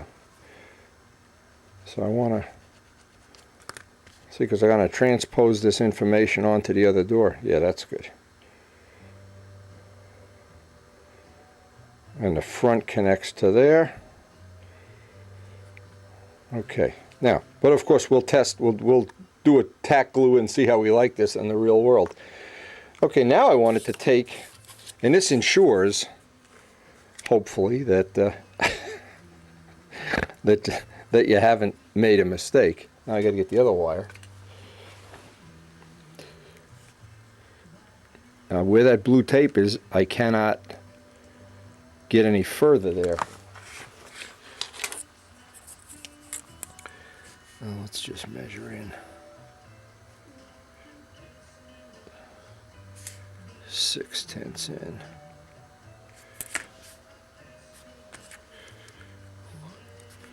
A little bit further up. A little bit further up.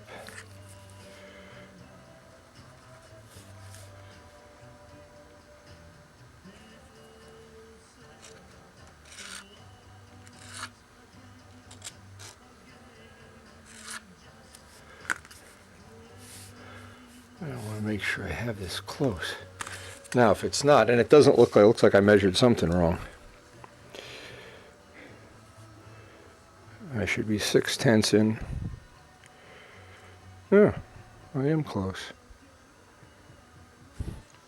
Oh, I guess it just looks wrong for some reason.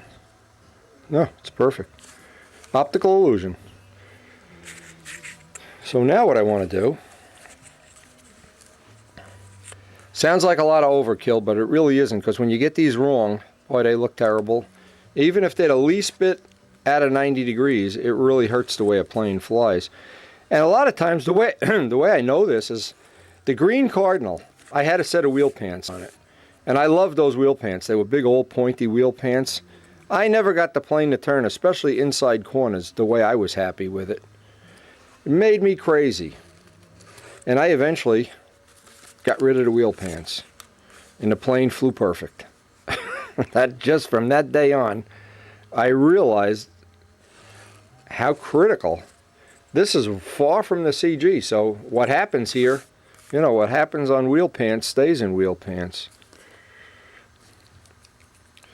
And even though a lot of this might be, it might seem like it's really overkill to a point, but it really isn't. But like anything else in life, once you have it right, it's so nice. It's right forever. That's the thing to keep in mind. Now, the way I like to go about doing this is just take a piece of sandpaper, make a lot of dust. The more dust, the better.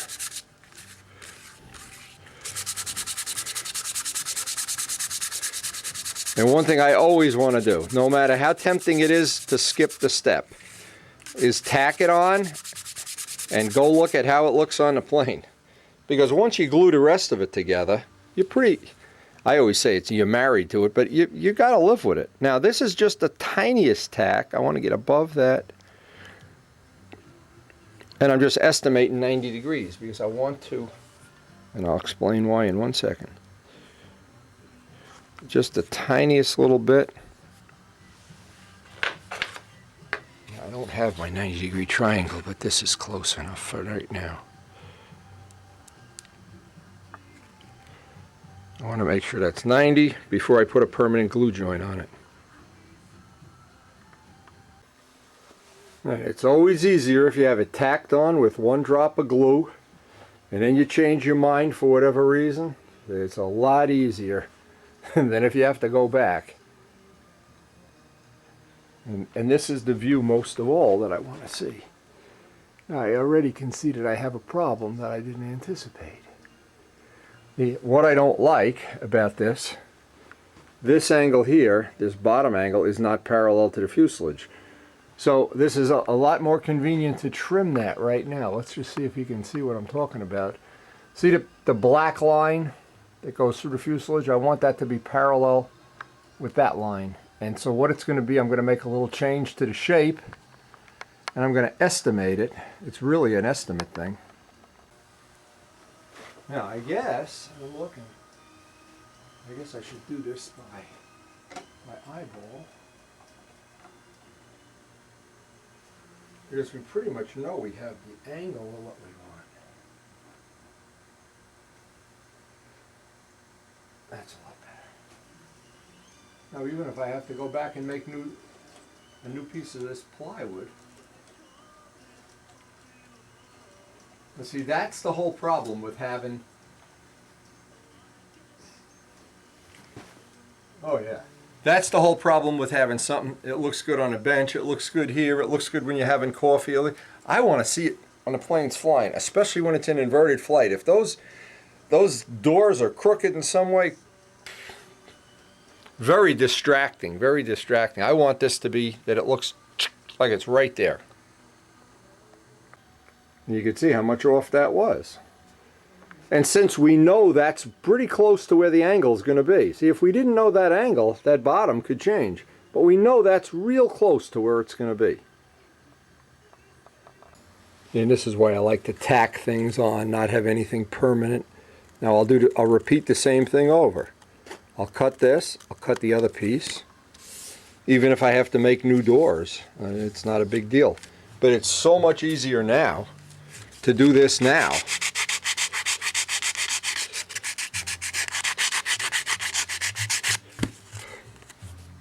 Now where's that other piece? I may as well.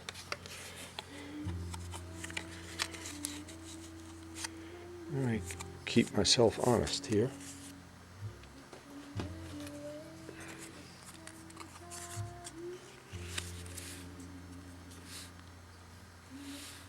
And when it comes to design things, and I'm sure it's one of the things that a lot of people underestimate, you could change the angle or the curvature of something by a very tiny amount. and the whole look changes. And I'm just thinking of an example. If you took a Corvette and you just moved that scoop or up or down maybe 2 or 3 inches, the whole look of the car changes.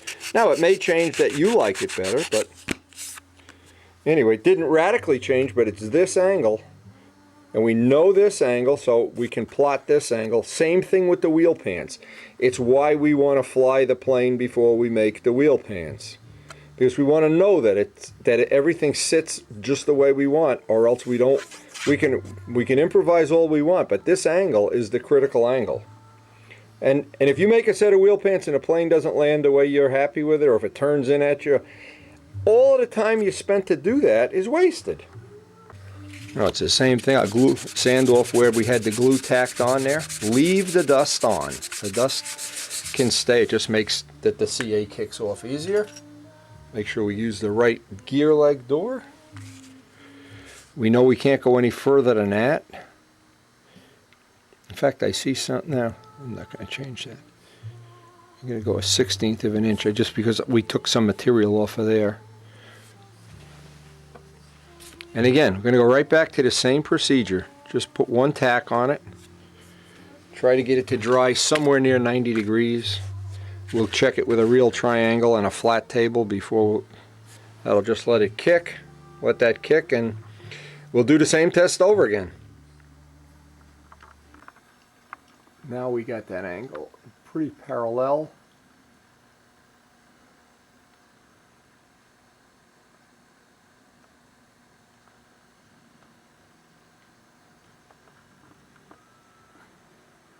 And we'll just check that the other two are mirror image the way we want.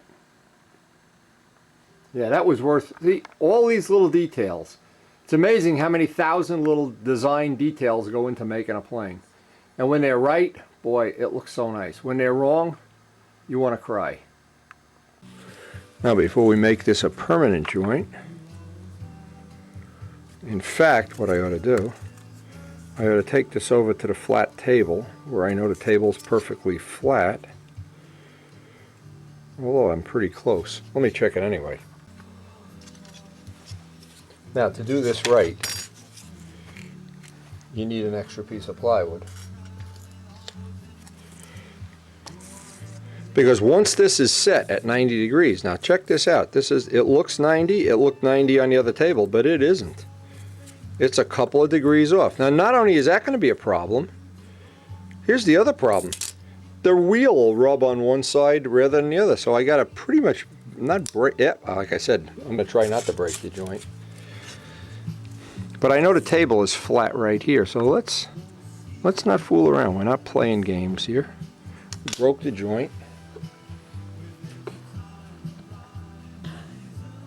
And I always glue my finger to this no matter what happens.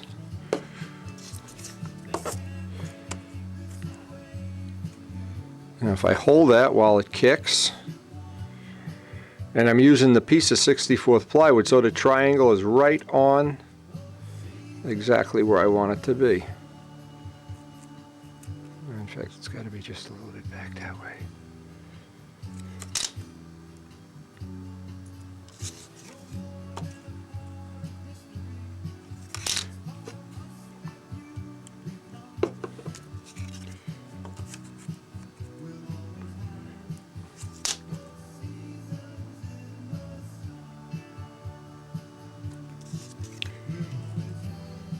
All right, finally. Now once I know that's kicked, okay, now I can feel a little more confident about putting at least a semi-permanent glue seam along the whole wire. But again, the minute this is not right, we'll break it, and that'll be the end of that.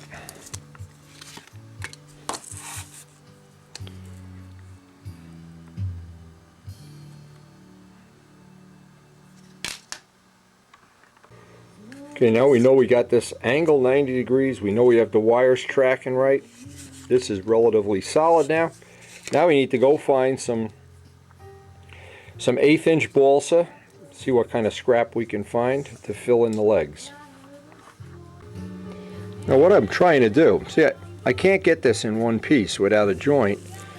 And I want to have it like semi-end grain. It doesn't need to be exactly end grain. But this certainly will be close enough if I can get it this way.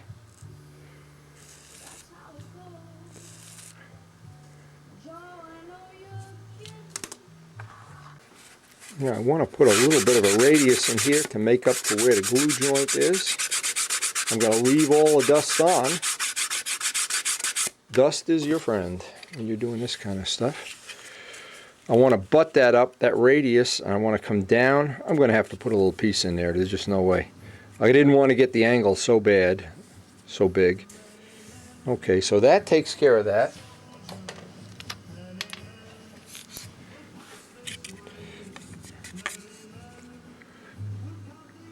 Now, I've always tried, the theory of this whole thing is to get the grain working in your favor here, especially on the wire. So I get plenty of glue on the wire. And then when we do the thin CA, we'll lock that right in.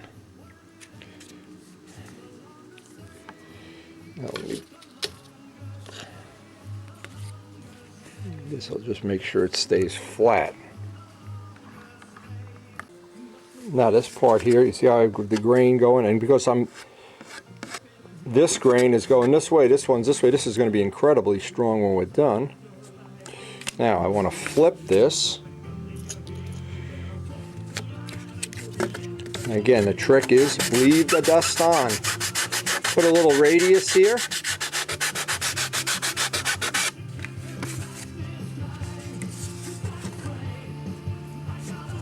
And we'll have to put some little pieces of scrap up there, but for right now,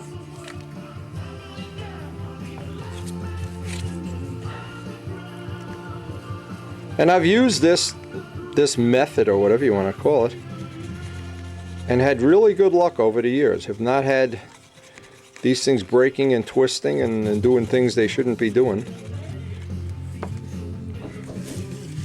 I'll be right there. All right, I'll see you when you get back. Karen's going to get John a coffee can for his mold. Of course, there'll be coffee in it. Okay, now we're just going to let that dry. Now this is the little trick that really locks this in. We know this is flat. I let this whole little channel here fill up with sawdust.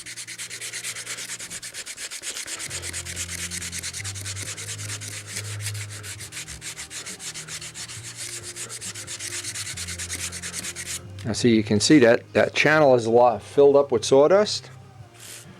Lock this in even better.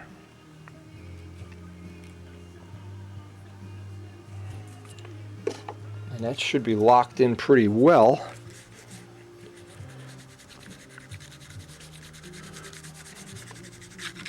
Now we got to get the two little pieces of scrap on there, and then we can make the other side of this.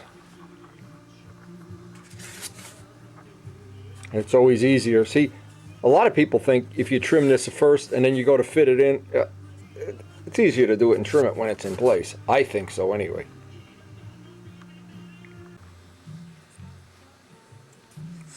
And what I do, just fill these little extra gaps with little pieces of scrap, let the CA kick. In this case, I want to get this nice and straight. Leave a little extra material on there so that I can just basically sand around it.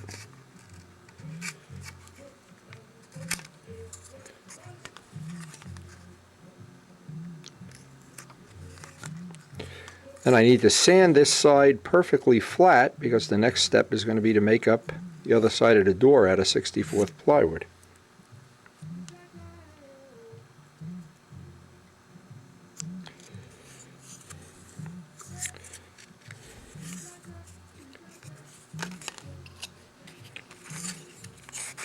And it's warming up enough out there now that I can get a finish on this today, get the beginning of the finish, which would be really a nice step. We want to get some photos. We want to do a real photo shoot, and we need landing gear to do a photo shoot.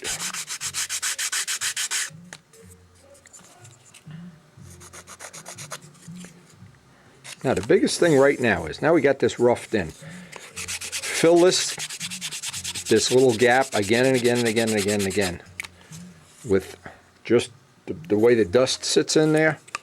It'll fill it in, it'll act just like you're making Portland cement. Again, what we're looking for is something that, let's assume this plane has a very long life, a long life over grass, a life over pavement, that we never, once we're done with this, we never have issues with the gear. We're done. We don't have to worry, get up tomorrow morning and the gear are loose, or we get to the field and we got a trim tab gear or something crazy like that. And what this means is, once this dries, and I'll keep sanding this over, I want that seam nice and flat, because the other gear door, when it gets glued on, I already want that to have almost the full diameter of the wire for a gluing surface. And I just keep letting the little dust sit in there. It fills in. Anybody who's ever worked with cement knows the whole routine.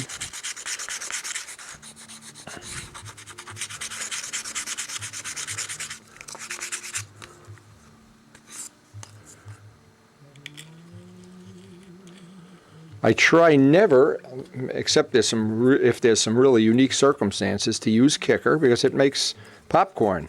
But if you use Q-tip, it kind of kicks it off. And there it goes right now. And as soon as it starts to kick, you can run a sanding block on it. The dust, like cement, the dust stays in there. This applies to every joint on a model if you're using this kind of a joint. This is really the strongest bond I know of. And then you could use epoxy and C-clamps and everything, but this works. And this is definitely lighter than the epoxy would be. Now this is perfectly flat. We're ready for the other side of the door. First thing we have to do is punch a little hole out. Get a piece of scrap that's a little bit bigger than this. Now, because we have the grain going in this direction, in this one I'd like to have the grain going if possible, so the grains are crisscrossing. Now it looks like I can use this piece of scrap. I need to punch a hole in there with a Dremel tool.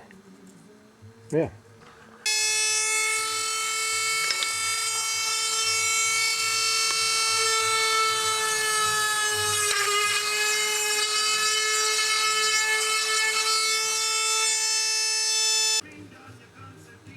I can just roughly figure where this would be, just to save glue.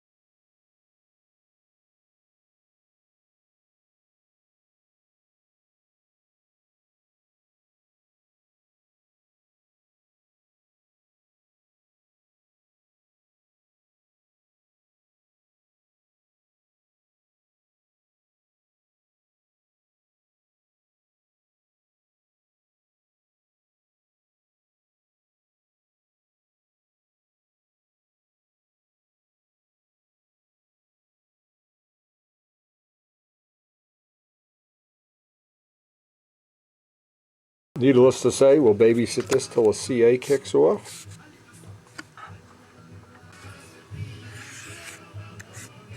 This just makes it easier to trim the part, get the extra glue off the edge before it kicks.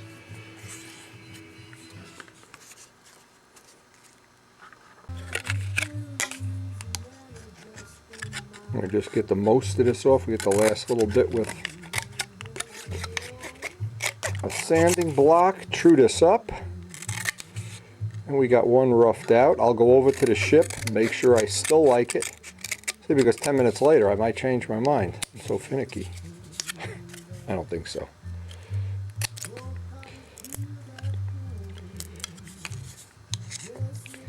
Now the other thing is, I always, if Karen's around, she's not around right now, I always ask her if she likes it. And she's got a pretty good eye for color and whatever.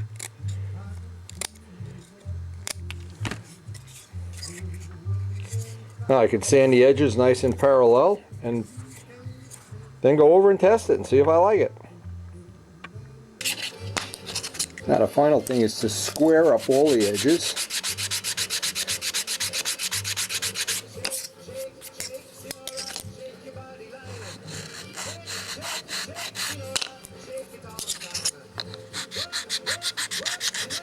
Once we have this squared away,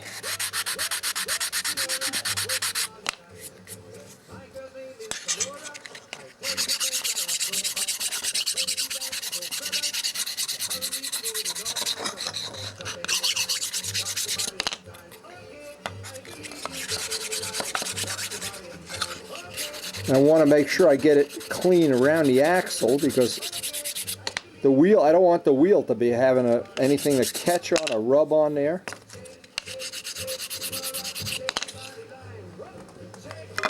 And we'll find out in 1 minute. I ordered new wheels from Brodex, so we should have them pretty soon, and I can look down at the wheel and see that, yeah, I don't have the wheel doing this or that.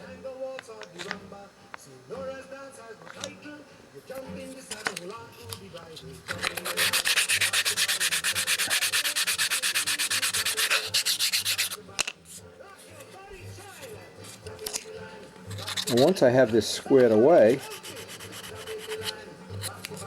I have one final little touch that I like to put on here. I like to put a little angle, just like one of the little trademarks of Strega and Miss Ashley and some of the other planes have this trademark. Not sure it's a trademark.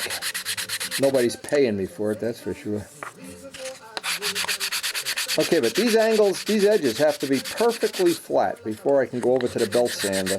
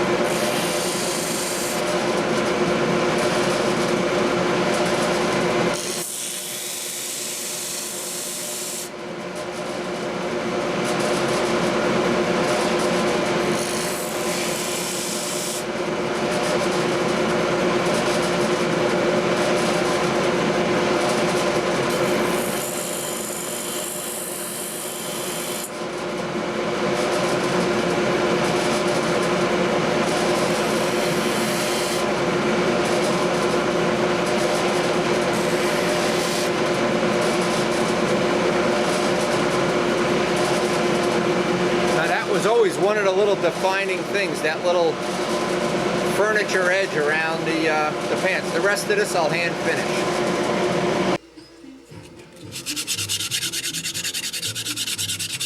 Now the last little bit of truing it up is just easier to do by hand, because the belt sander can just take a big bite out at one time.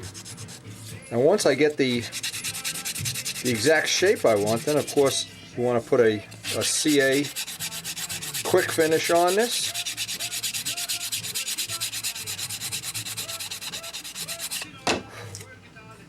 And boy, it's turned out to be a spectacular day out there. We will get some paint on this today. I always thought this was kind of a nice little touch. I'm not sure other people agree, but that's the beauty of modeling. It's all in the eye of the beholder.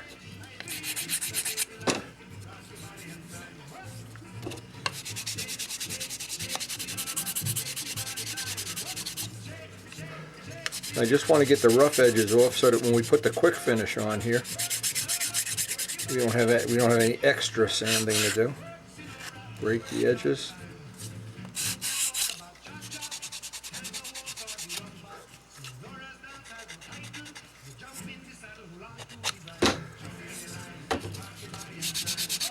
And boy, this is, if you've never done one of these, this is a strong way.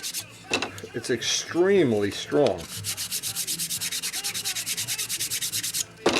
I often thought one of the things you could do with this is you could grind a lot of the metal away in here if you wanted to really go the extra, well, whatever the amount, who knows, we'll find out.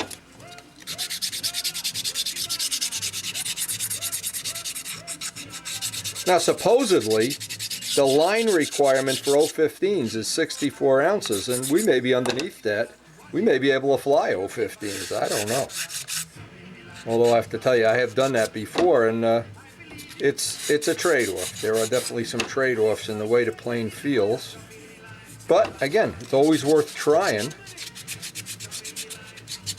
I'm sure Ken Tyser is going to love to hear me say I need some 015s. Okay. That's pretty much ready for our quick finish. Now, to put a quick finish on this, I always call it a quick finish. That may be not the right terminology, but what the whole idea is, when you have a small part, to put on 10 coats of dope, tissue it, and go through all that routine, it'll take a long time. I'm willing to pay 1 gram more and just be able to do this today.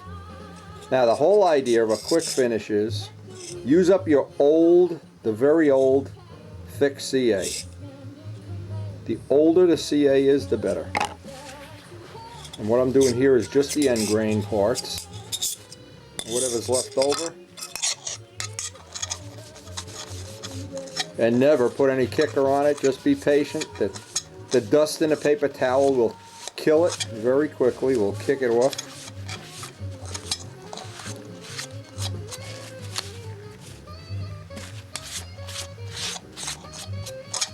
Now I can usually smell when it goes off. Yep, it's done. Okay. Oh, the whole idea, get 1 coat on.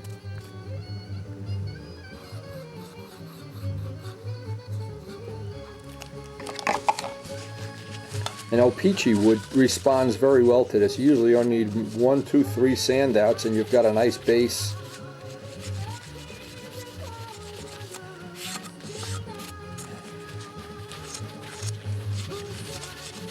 Now, if we didn't do this, what would happen is the dope would have to dry overnight, among other things, and, well, we wanted to get moving on this.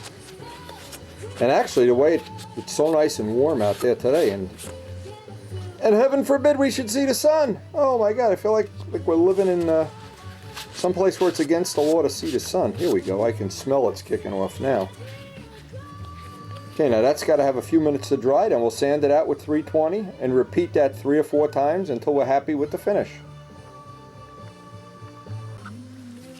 And at this point, we don't have to be fussy.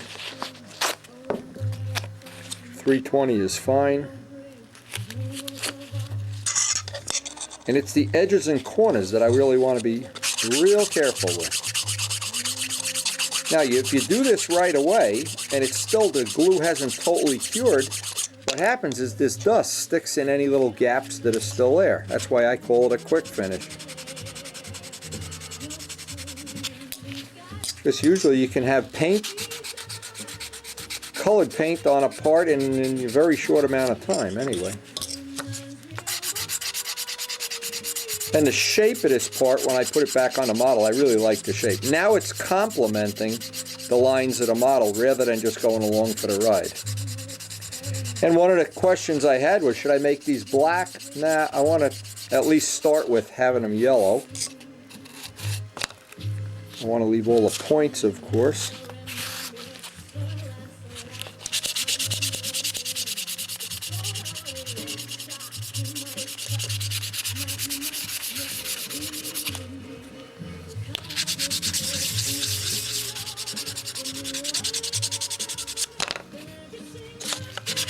And this goes very quickly because you're not, what you're saving on is the dry time. In other words, if you could put a coat of dope on and just hit it with a hairdryer, and if you do that, you're just wasting your time. It's not going to work the way you think it is. At least not for me. It hasn't never worked that way. And this way works every time. Also, if I have any little imperfections along the way, this clears them out.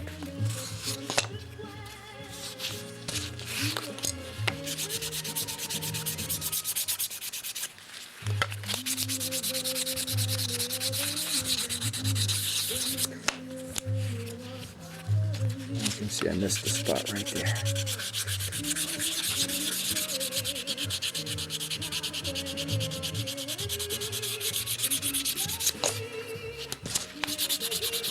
And I had to go behind the garage the other day to do some maintenance, cleanup, and I looked and our forsythias that are behind the garage are blooming. We never even get to see them because they're actually half on a neighbor's property. But they're blooming away, and that tells me the fly-in season is coming upon us very quickly. Now, once I get that, and I don't, there's no reason to let this dry any longer than necessary. And the basic rules are very simple. No kicker, rub it until it starts sticking. Wipe as much of it off as you can. And if I show this once, that's all we need to do.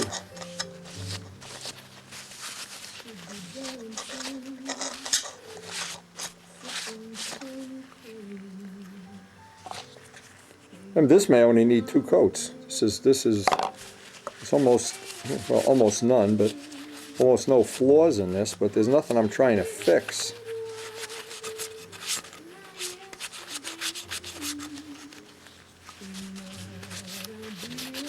Oop, there it's going. As soon as it starts kicking, first time you get the paper towel stuck to that, you won't do that again. 1 or 2 more sand outs, this part will be ready for paint. Now the last time I sanded out, I sanded by hand without a block. Actually, that's a rule for all sanding, that you do with a block when you're all done, the last little bit by hand. And the reason for that is the softness of your fingertip allows the sandpaper to get down if there is a little bit of a moon crater and put a scratch on it so that the material that you're going to spray on, in our case it's going to be yellow Brodack dope, it gets a grip and you avoid making a bubble that way, and that's a critical thing. Or you minimize, you stack the deck, you minimize the making of a bubble.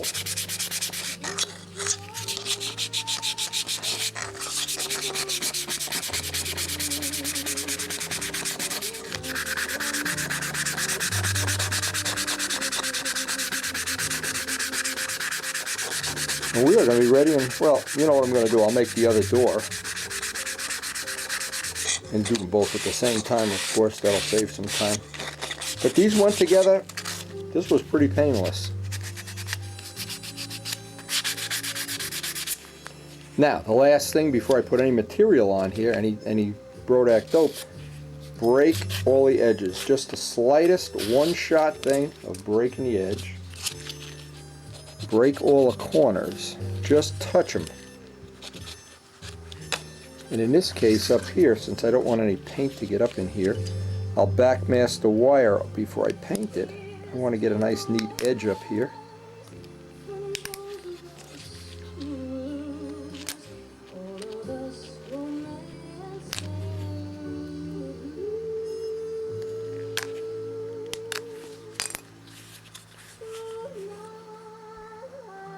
One down. Now through the magic of video, and I love this when I can do this, I'll go have a cup of coffee, come back, and that part makes itself. I don't even have to touch it. It's a totally automatic thing. I haven't really figured that out yet, but I always like to think that's possible. But in the world of video, next time we come back to this, both of those legs will be done. At least you can dream about it. Now I just absolutely love that these parts make themselves. That is really an asset, especially on such a nice day. It has really turned out to be a spectacular day, and what I'm going to do, hey, fire up the gun and get some yellow paint. I got to back mask off the wires, and we'll be ready to paint. Now, it's always easier for me just to back mask the wire than to scrape all the paint off. Although I've done it both ways, I prefer just masking it off.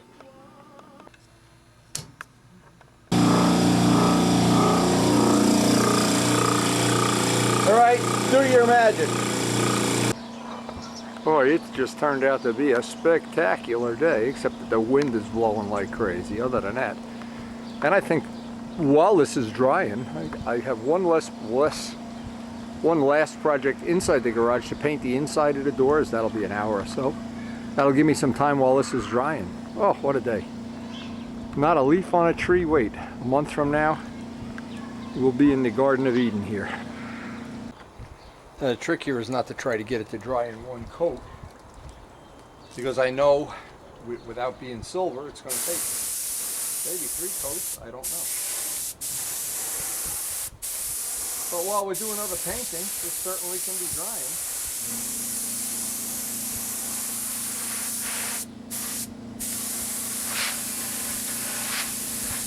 And other than the wind blowing today, if it wasn't blowing, I'd be down at the flying field. Well, this has turned out to be some day. Spectacular.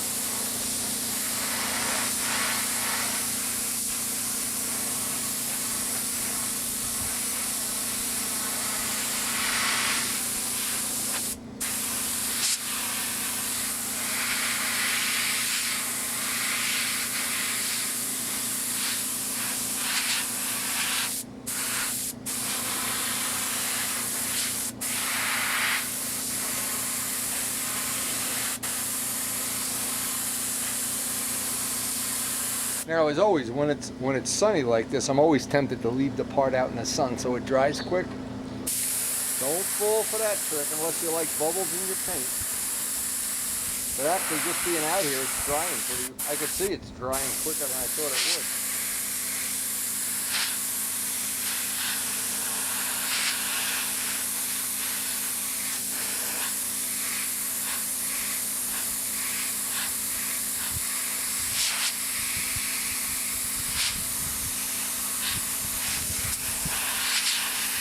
Wanted to test that it's a nice day. When I was setting up out here, motorcycles, they're in the middle of town there. They ride up and down Main Street.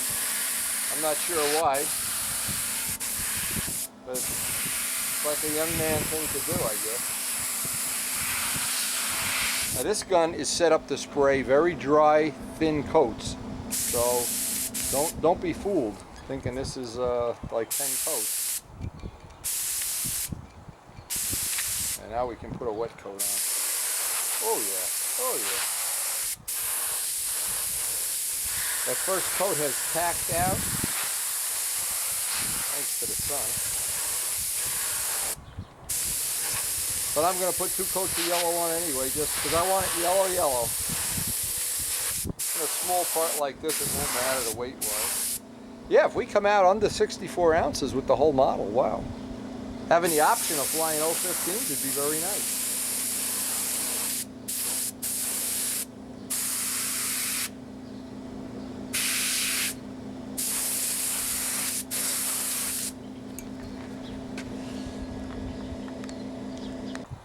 Now, I often wonder, like, if you live in a part of the country where it's summer all the time, I wonder if you ever really have these feelings of, wow, summer's here, or like in Florida or something. I don't know.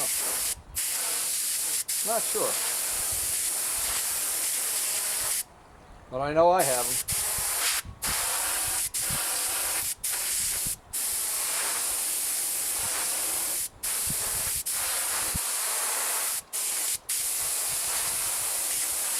Now we're already preparing, because we're a multi-religious family. We're going to be celebrating the Jewish holiday next week and Easter, both. We celebrate both. And already Karen's got rabbits all over the house, and she's decorated some stuff on a porch already. She's yelled to me to come look at it, but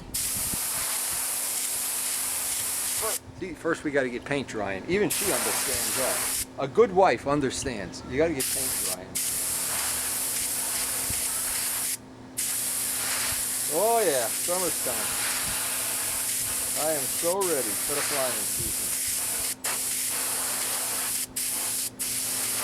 This has been I'm sure it is, because they've already announced it on our Weather Channel. This is the longest, the coldest mean average winter this area of the country's ever had.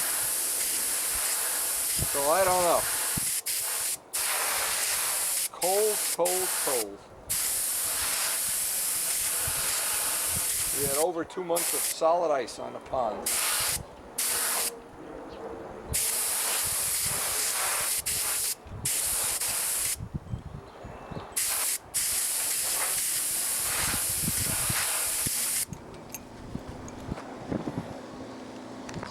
Oh, listen to those birds mating. Yeah, our algae bloom is probably 50% or more. I can even see the outline of some fish there. Not really. But it's coming. Our job today is the inside of these doors needs, that's one of the things on my list, these doors. And you know, when I first started this working on a garage project and getting everything cleaned up, I wasn't sure it was going to be worth it. I was kind of thinking, maybe I'm just wasting a lot of time and money. Now that it's done, I come out here, especially at night after dark, and I just look around and I think, wow, this is looks like a dream come true now. We still need to make a place for the snow blower, and that's going to go here eventually. But you can see the doors are in pretty rough shape. Actually, this garage is in pretty rough shape.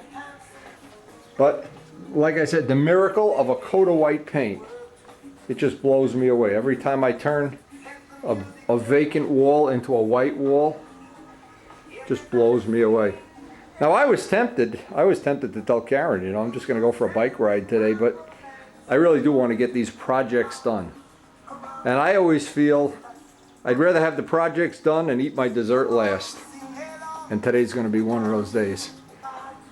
If I can get these doors done, see, the nice thing about doing the doors too, and it's not a little insignificant thing, is once an hour, every hour and a half, I can run over there and put another coat of yellow or clear, and I'll have those gear ready to buff out tomorrow if the day stays the way it is, and I think it will. And it's just like when I renovated the bike, the time I spent, I was wondering, am I going to get my money's worth out of this? I've had more fun getting back into motorcycling and getting back with some of my friends that I haven't seen in a long time, and we're going to have some of them over on Passover. It's not Passover, what am I talking about? I'm not up to date on the Jewish holidays, but doesn't really matter. Karen takes care of the Jewish holidays, I take care of Easter. Oh, look, and the railing I can't wait till the building inspector comes over and says, Mr. Ernowski, it's a 1/4 of an inch too low. You'll have to redo the whole thing. Now, possibly the only bad news of the whole last 8 months was that the grouting on this stone job didn't come out exactly the way we wanted it, but it's going away little by little, and I'm guessing within a year the rest of it. Some of the stones have these little stains on them. But the good news is it kind of looks like old cathedral stone that you would see in a 100-year-old house. It looks like a 100-year-old driveway, and maybe that's an advantage. I don't know. Now we're probably a month away from having a landscaping done, of course, and you can't landscape because it still goes below freezing at night sometimes. But Karen just gave me the word. She says we're going to eat out on a porch today. So while she's making her, here's her bunnies. Her bunnies are right over there. In one of my projects, see, the inside of this needs to be painted. The inside upper, but I'm waiting for a warm day because I'm going to have to do it on a ladder. But I'll get the garage done today, and I'll get the gear doors done, and maybe next week we're going to have some special holiday celebrations, of course, with the family and some of our friends.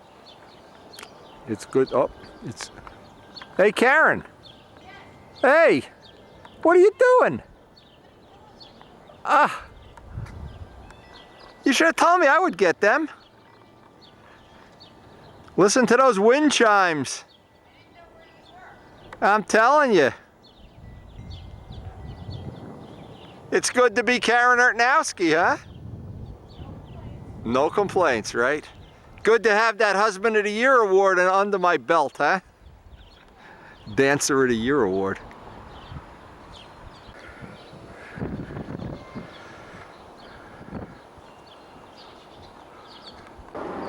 Yes, sir, Mr. Bunny. We're gonna eat out on the porch today. How cool is this? Karen Ertnowski, the queen of her environment here, sitting on her porch, eating lunch with that amazing dancer from Dancing with the Stars, Wendy Ertnowski. Well, the breeze is blowing, but it's probably 50 degrees, who knows? We're so used to it being cold.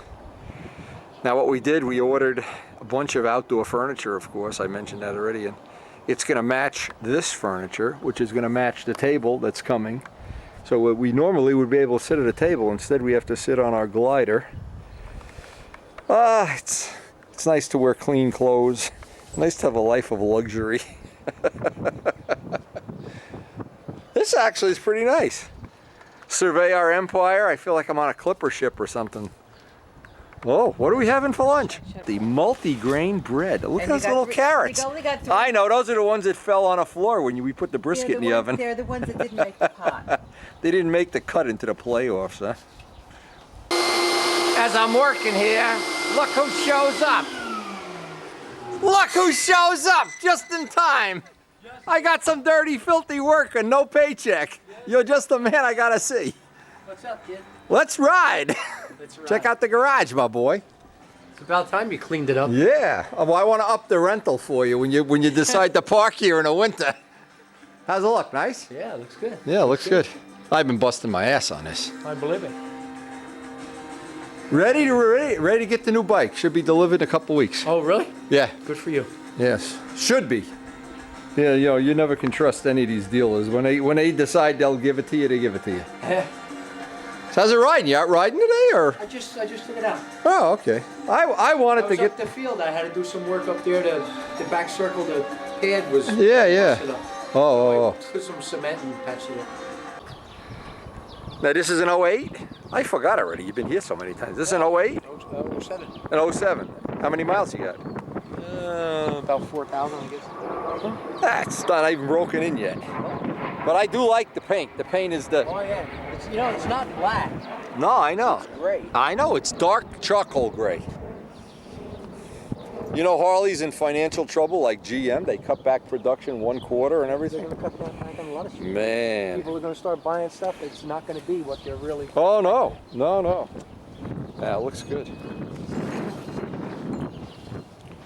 Yeah, you could say all you want, baby. The economy's going down. People are still buying motorcycles. There's no slowdown in modeling parts or in road jets. 86 Suburban. The fenders are rattling. The motor's falling out of it. Yeah, you can't afford to go to White Castle, but you got an $18,000 motorcycle. Well, when I get mine, probably a couple of weeks, we'll be riding, baby. Oh yeah, everything. Yeah, that looks nice. Keep it nice and clean. You need louder pipes. Look at these pipes this guy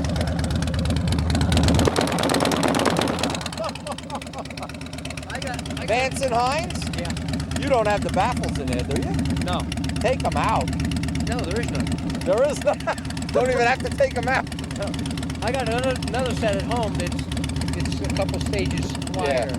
The R1 has very quiet pipes, which I'm gonna maybe get through inspection and then take a drill to them. I don't know.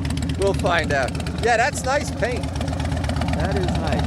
Look at the flakes in that paint. Very nice. Another couple of weeks, we'll be riding every day. Yep. Get all this yard work done. Yeah, Looking good. Anybody? How many guys were up the field today? Mike Costello,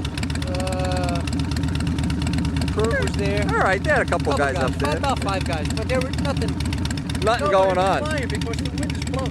Oh. The windsock is vertical.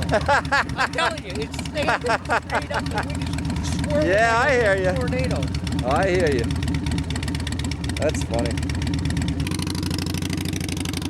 Oh yeah, nice quiet pipes, Mike. You're not coming here early in the morning, not in my neighborhood. Anyway, we're a couple of weeks away from having our R1, but it's, as George Venturini says, it's always cheap to dream. Dreaming is free.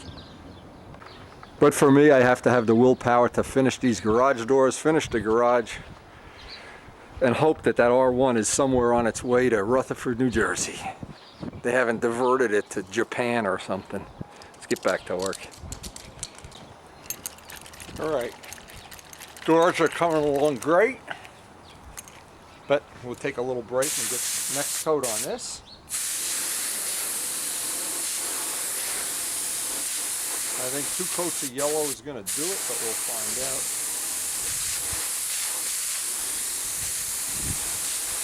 What a day. What a day to be Mike Kajeski.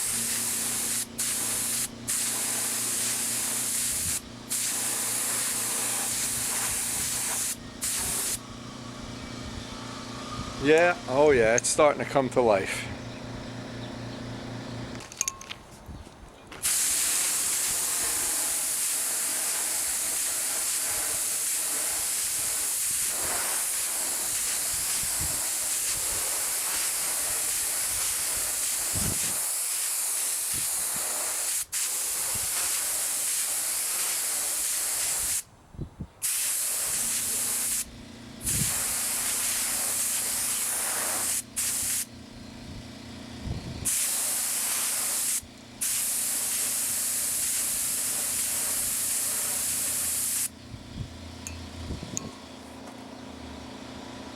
It's starting to look like something we could live with.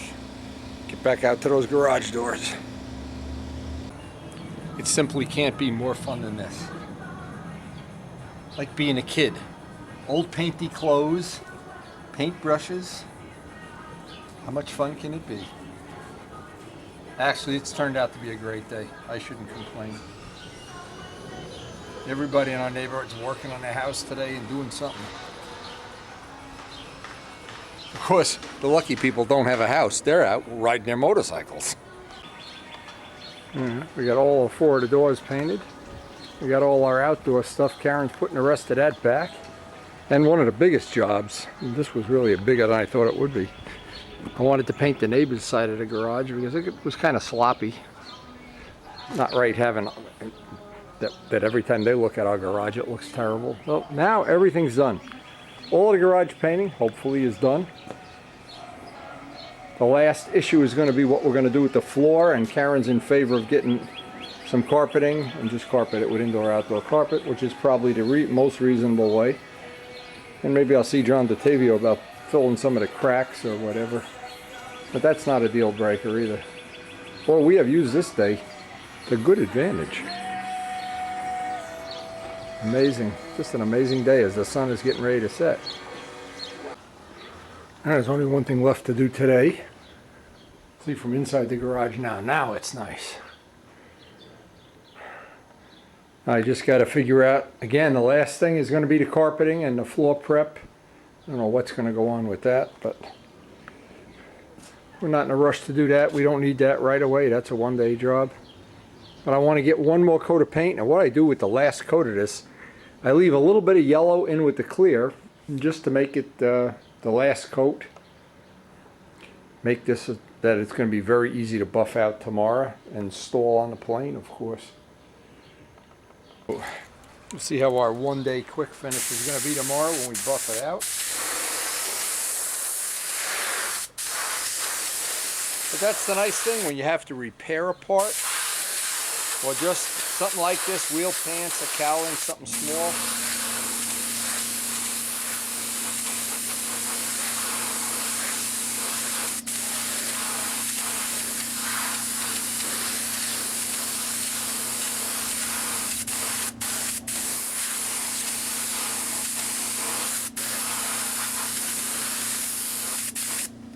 Now for sure I wouldn't want to paint the whole plane this way, but definitely Definitely some advantages doing it this way when you have small parts. And there haven't been many days that we're not working till after dark. We're going to quit early today. You actually still see the sun as we quit. Amazing. Amazing Rolo. We'll buff this out tomorrow.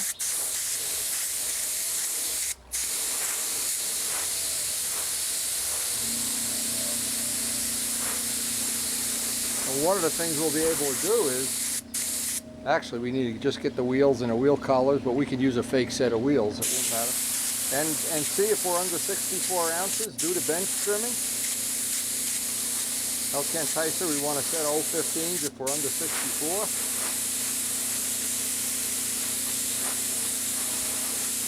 Or another thing, we can just keep buffing until it's 64. Just keep buffing. Take all the paint off the bottom. And boy, every day we get closer to our goal. And it's coming. Actually, the garage is done except for that carpeting. Painting the inside of the porch.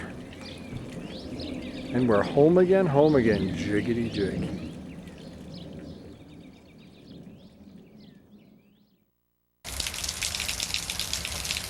Well, the weather report today was that it was going to rain a little bit, but rather than rain, it looks like it's torrential rain. And they said the next 2, maybe 3 days we're going to have rain. So it's good that we got all that painting done outdoors and the garage doors and everything. It'll be a nice to get some extra shop time now. Now, because it's such a rainy day, I doubt if we do get the paint, what's going to happen is, what the hell's wrong with this Windex? Heaven forbid we should turn the knob the right way. There we go. What I wanted to do is see if we have enough paint on here to buff it out. That old trick of when you're going to paint a part one color, of just put clear and a little bit of color in the final coat, it gives it a little more depth, I guess. I'm not sure that would work on all colors, but I know it works on red and it works on yellow, as long as you don't have some other, like, trim on there that you have to deal with. Now, you know, a lot of people, and I'm not sure if it's a real thing or if they just think it is, they're kind of jealous in a way, I guess is the right word. They say, oh boy, you get all these things done, and you know. Well, one of the things that helps me is I pay really close attention to the weather report, knowing that they're always wrong, like today. And so on a day like yesterday when I had to do some outdoor work, or a day like today where I have basically some indoor work to work on, I can coordinate things and work efficiently instead of just randomly just glinking along. Glinking along, that's a good word. Anyway, it looks like we have enough paint on there. And I'm going to, well, we're just using 1500 and Windex.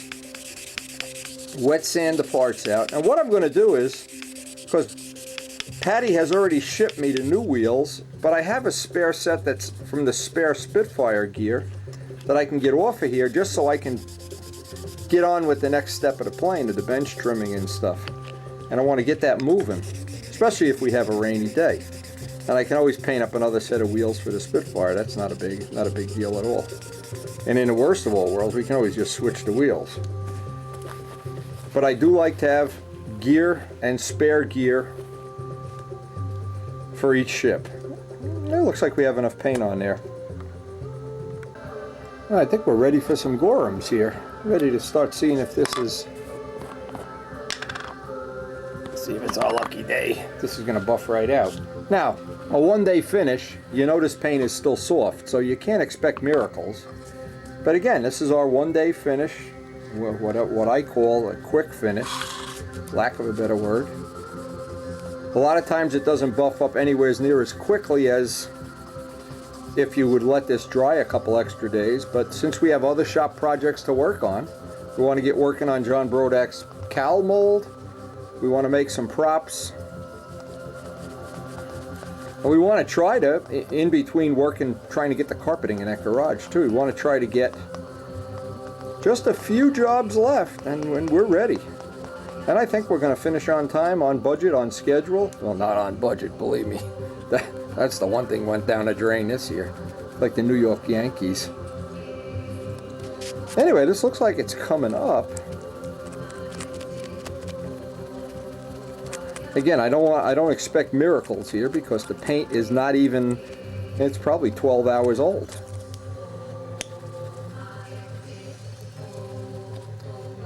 But it's certainly got a little bit of a shine to it so far. But we'll buff this up just a little bit more. And then I'll put the wheels on. Because that'll give me, number one, what it's going to give me is the final weight within 1/4 of an ounce. We've got a little bit more than necessary tip weight in there.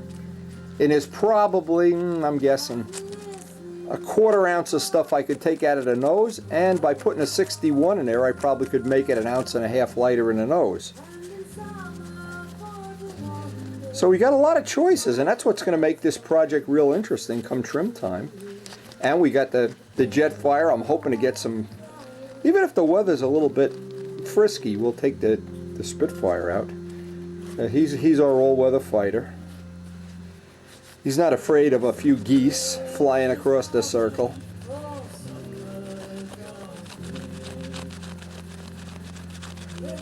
Anyway, this is coming out okay. Surprisingly so.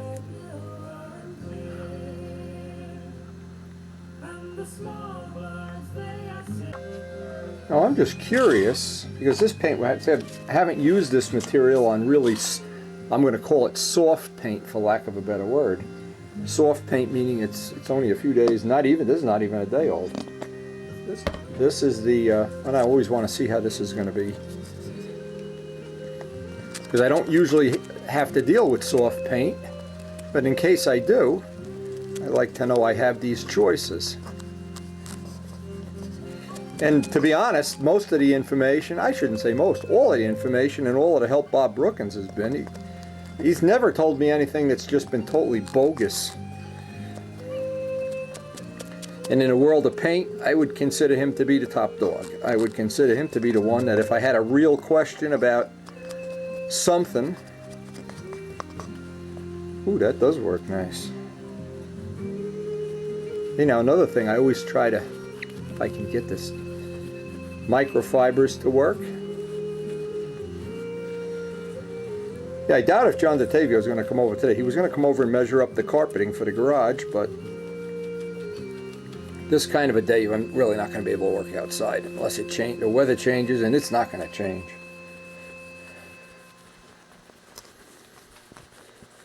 Oh yeah, Mr. Brookins, you're right again. It even works on 12-hour-old dope. Oh, that's definitely nicer. This Brookins is an okay guy. The only trouble with this, $36, 35 or 36. That's a little more than Gorham's. But anyway, it really does a nice job, as you can see. I'm going to get the other one done, and then we'll get ready to mount the wheels and get these mounted and see how they look. Now what I wanted to do is, there's a few items left to do on these before we can fit them to the model. We're going to have to trim the axles. Of course, I'm going to clean this all off, get rid of all the tape. I want to clean this totally off with some M600 right now. The reason is I don't want to have tape gum on this and have this get sticky. I want to be able to fit this in and out as quickly as possible. And there's always some on here. I want to get a nice fit to the wheels. And by the way, I always think there's an advantage to having a little bit of slop in the wheels. Just a little bit of slop. They seem to track nicer, especially when you want to hold a tail wheel up for a landing. That always seems to be a point not many people agree with, and then they try it and they go, wow. It's one of those amazing things that you never... Now for a one-day quick finish, that really impressed me.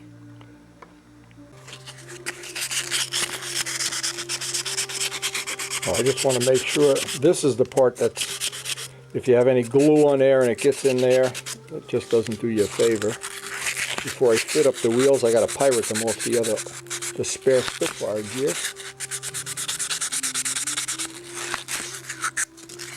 And then I need to trim the axles. That's what's nice about having a spare part. So I always like to paint the wheels, but the new Brodack wheels come gray instead of this cream color. It's a little more scale-like, and that's going to be fine. But what we have to do is mark. Now what I always do, and again I just wanted to show this, I put a little notch in an appropriate place on the gear so that the wheel collar screw, and the Brodack wheel collars are great. They drop right in there. Never had one come loose, and they have that nice, that look like the capped end. I don't like the wheel collars where the wire sticks through because of appearance purposes. But now this just gets trimmed, and I'll grind that notch in. See, here's a key thing too. See how nice that wheel doesn't ride like this or like that. It rides nice and straight. And that was from getting that 90 degrees just right. So in the middle of the whole thing, I hear John's truck pull up, and believe me, you know it's John's truck. It stopped raining anyway. He's got to be measuring for the carpeting now. Where'd you go? My, yeah. How do you know it's that truck? I didn't expect John to come over today, but he's going to measure up for the rug. We got to do the patch on the floor, of course. This floor has a lot of cracks, but that's what John's really good at, and I know we're going to measure out to see if we can do this with only one seam down the middle. I doubt it, because it's an oddball shape. No, we'll find out. But that will finish the garage, and then that's 2 projects done, and we may even, by this afternoon, have the plane finished. Wow, it's all starting to come together. Amazing. Amazing what a coat of white paint, even the inside of these doors, how that makes it like a brand new garage. Nothing better than on a rainy day reading your control line world about how great Larry Scarinzi is. Oh man, Javalia coffee always tastes good when it's raining.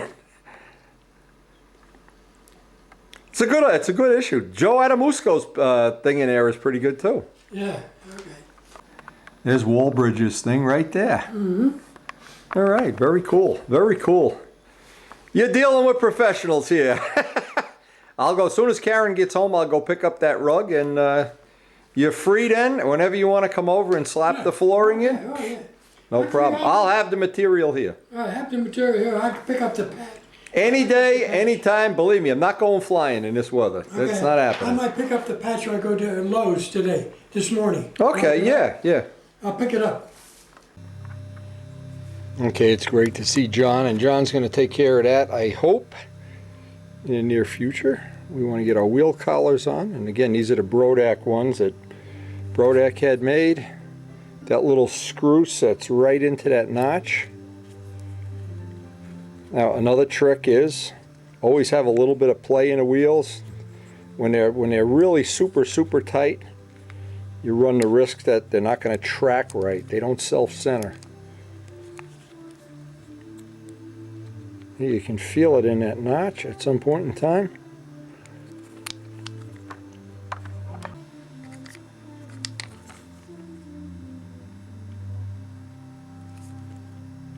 And just 1 drop of oil.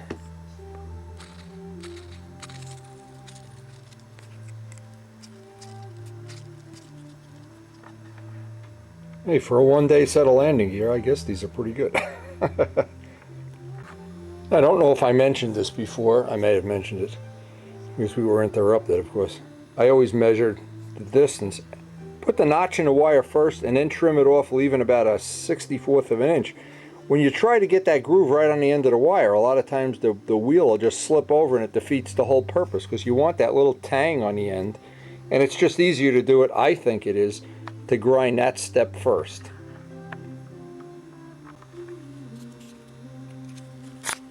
Again, just a little bit of slop in the wheels. They self-center. They don't wear as much either. Whenever I put brass bushings in things, what happens is the wheels don't move at all. They're locked in place. They don't self-center. It's like a shopping cart. The wheels are supposed to self-center just a little, or a motorcycle. So do a little bit of self-centering. Now the next thing is to fit the little doors back to make sure this paint buildup is not restricting the wire. In this case, it looks pretty good. But I want to make sure when I put the screws in that I'm not pinching this in such a way that the gear door is up, or that I'm just restricting that wire in its movement. Now, there's always a little bit of a fit issue, no matter how careful I am. Paint builds up, and I don't want to have anything restricting that wire. That's absolutely important. So I need to know. Let's see where that's going to wind up. I need to remove a little bit of material from here. Well, even the rain hasn't been able to dampen my spirits here. We are one more step closer to, and we only have a few little things on our list of stuff left to do. Handles, lines, make some spare props up, get that garage floor finalized. And most of all, it's the weather. Rain, rain, go away. And of course it was only, well, only 6 or 8 months ago. I don't even know how long. We had a paper drawing of this, a concept, and we're pretty close to having this ready to fly. We're actually ready to, with the completion of landing gear, we're ready for a final weight and for some bench trimming. Now on my very, very accurate, not so sure how accurate it is, but it's sure close enough. We're at 3 pounds 12, which is exactly 60 ounces. Now, granted, that may change. We may want to add tip weight, we may add nose weight, or tail weight, some trim weight, but we are going to be at the worst. The worst we're going to be is in the very low 60s, and that almost guarantees that one of the options we're going to have is to fly 015s if we want. And that's certainly a nice option to have, thanks to the new rules. And you know, I know I had a small part in making that rule change, so maybe a big part, I don't know. We'll find out. And boy, it gets more and more exciting here as I'm thinking about it. Having a ship that's going to starting out at 60. Doubtful we'd be able to add any lighter hardware. We already have a carbon tank, and well, there may be something. And I probably could buff some paint off at a wing or something, or at the inner wing. Yet to be proven. So far not necessary. If we're sitting here at 60 ounces, there isn't much reason not to be happy.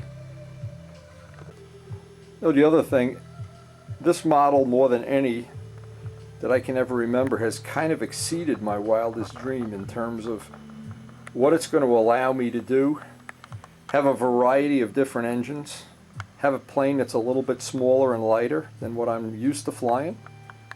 And have a lot of choices of props, pipes, mufflers. Actually we could lighten the plane up by maybe an ounce, maybe more, but just by using a muffler instead of a and we're going to see how that new Richard Oliver muffler is going to work out as soon as he sends me one. And Rich, send me one. Here's a clue.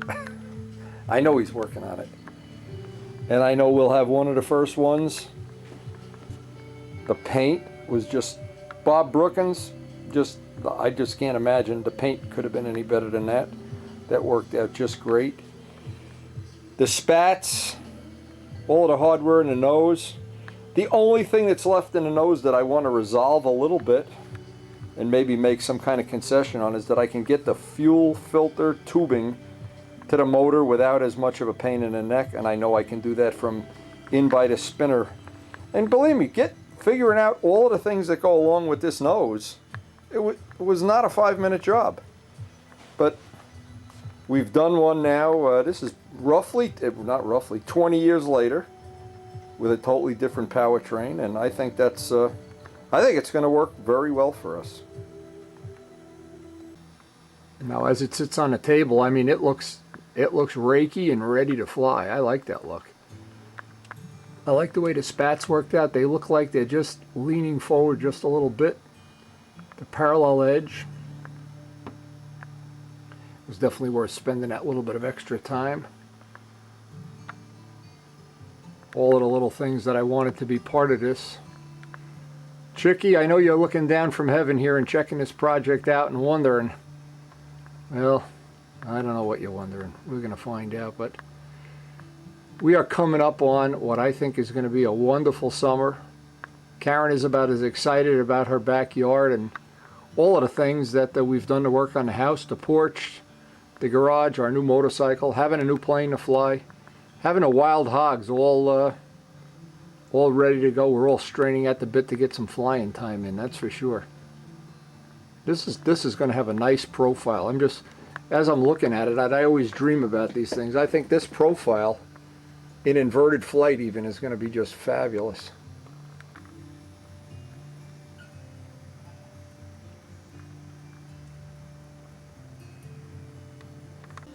Anyway, I hope you've gotten some ideas on doing some spats, some landing gear, something that you can put in the bank, something that you can pass on to your friends and fellow competitors.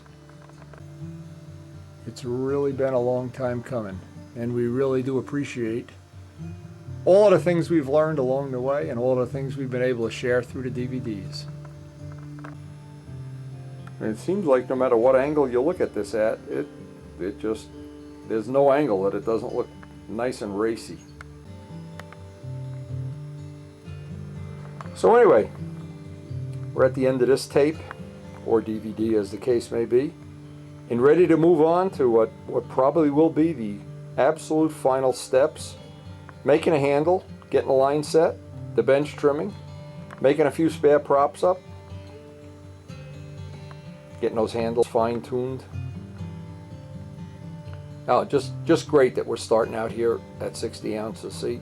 And I know I was tempted at many times to put on a whole bunch more paint or something. And now, to be honest, right now I'm glad I didn't.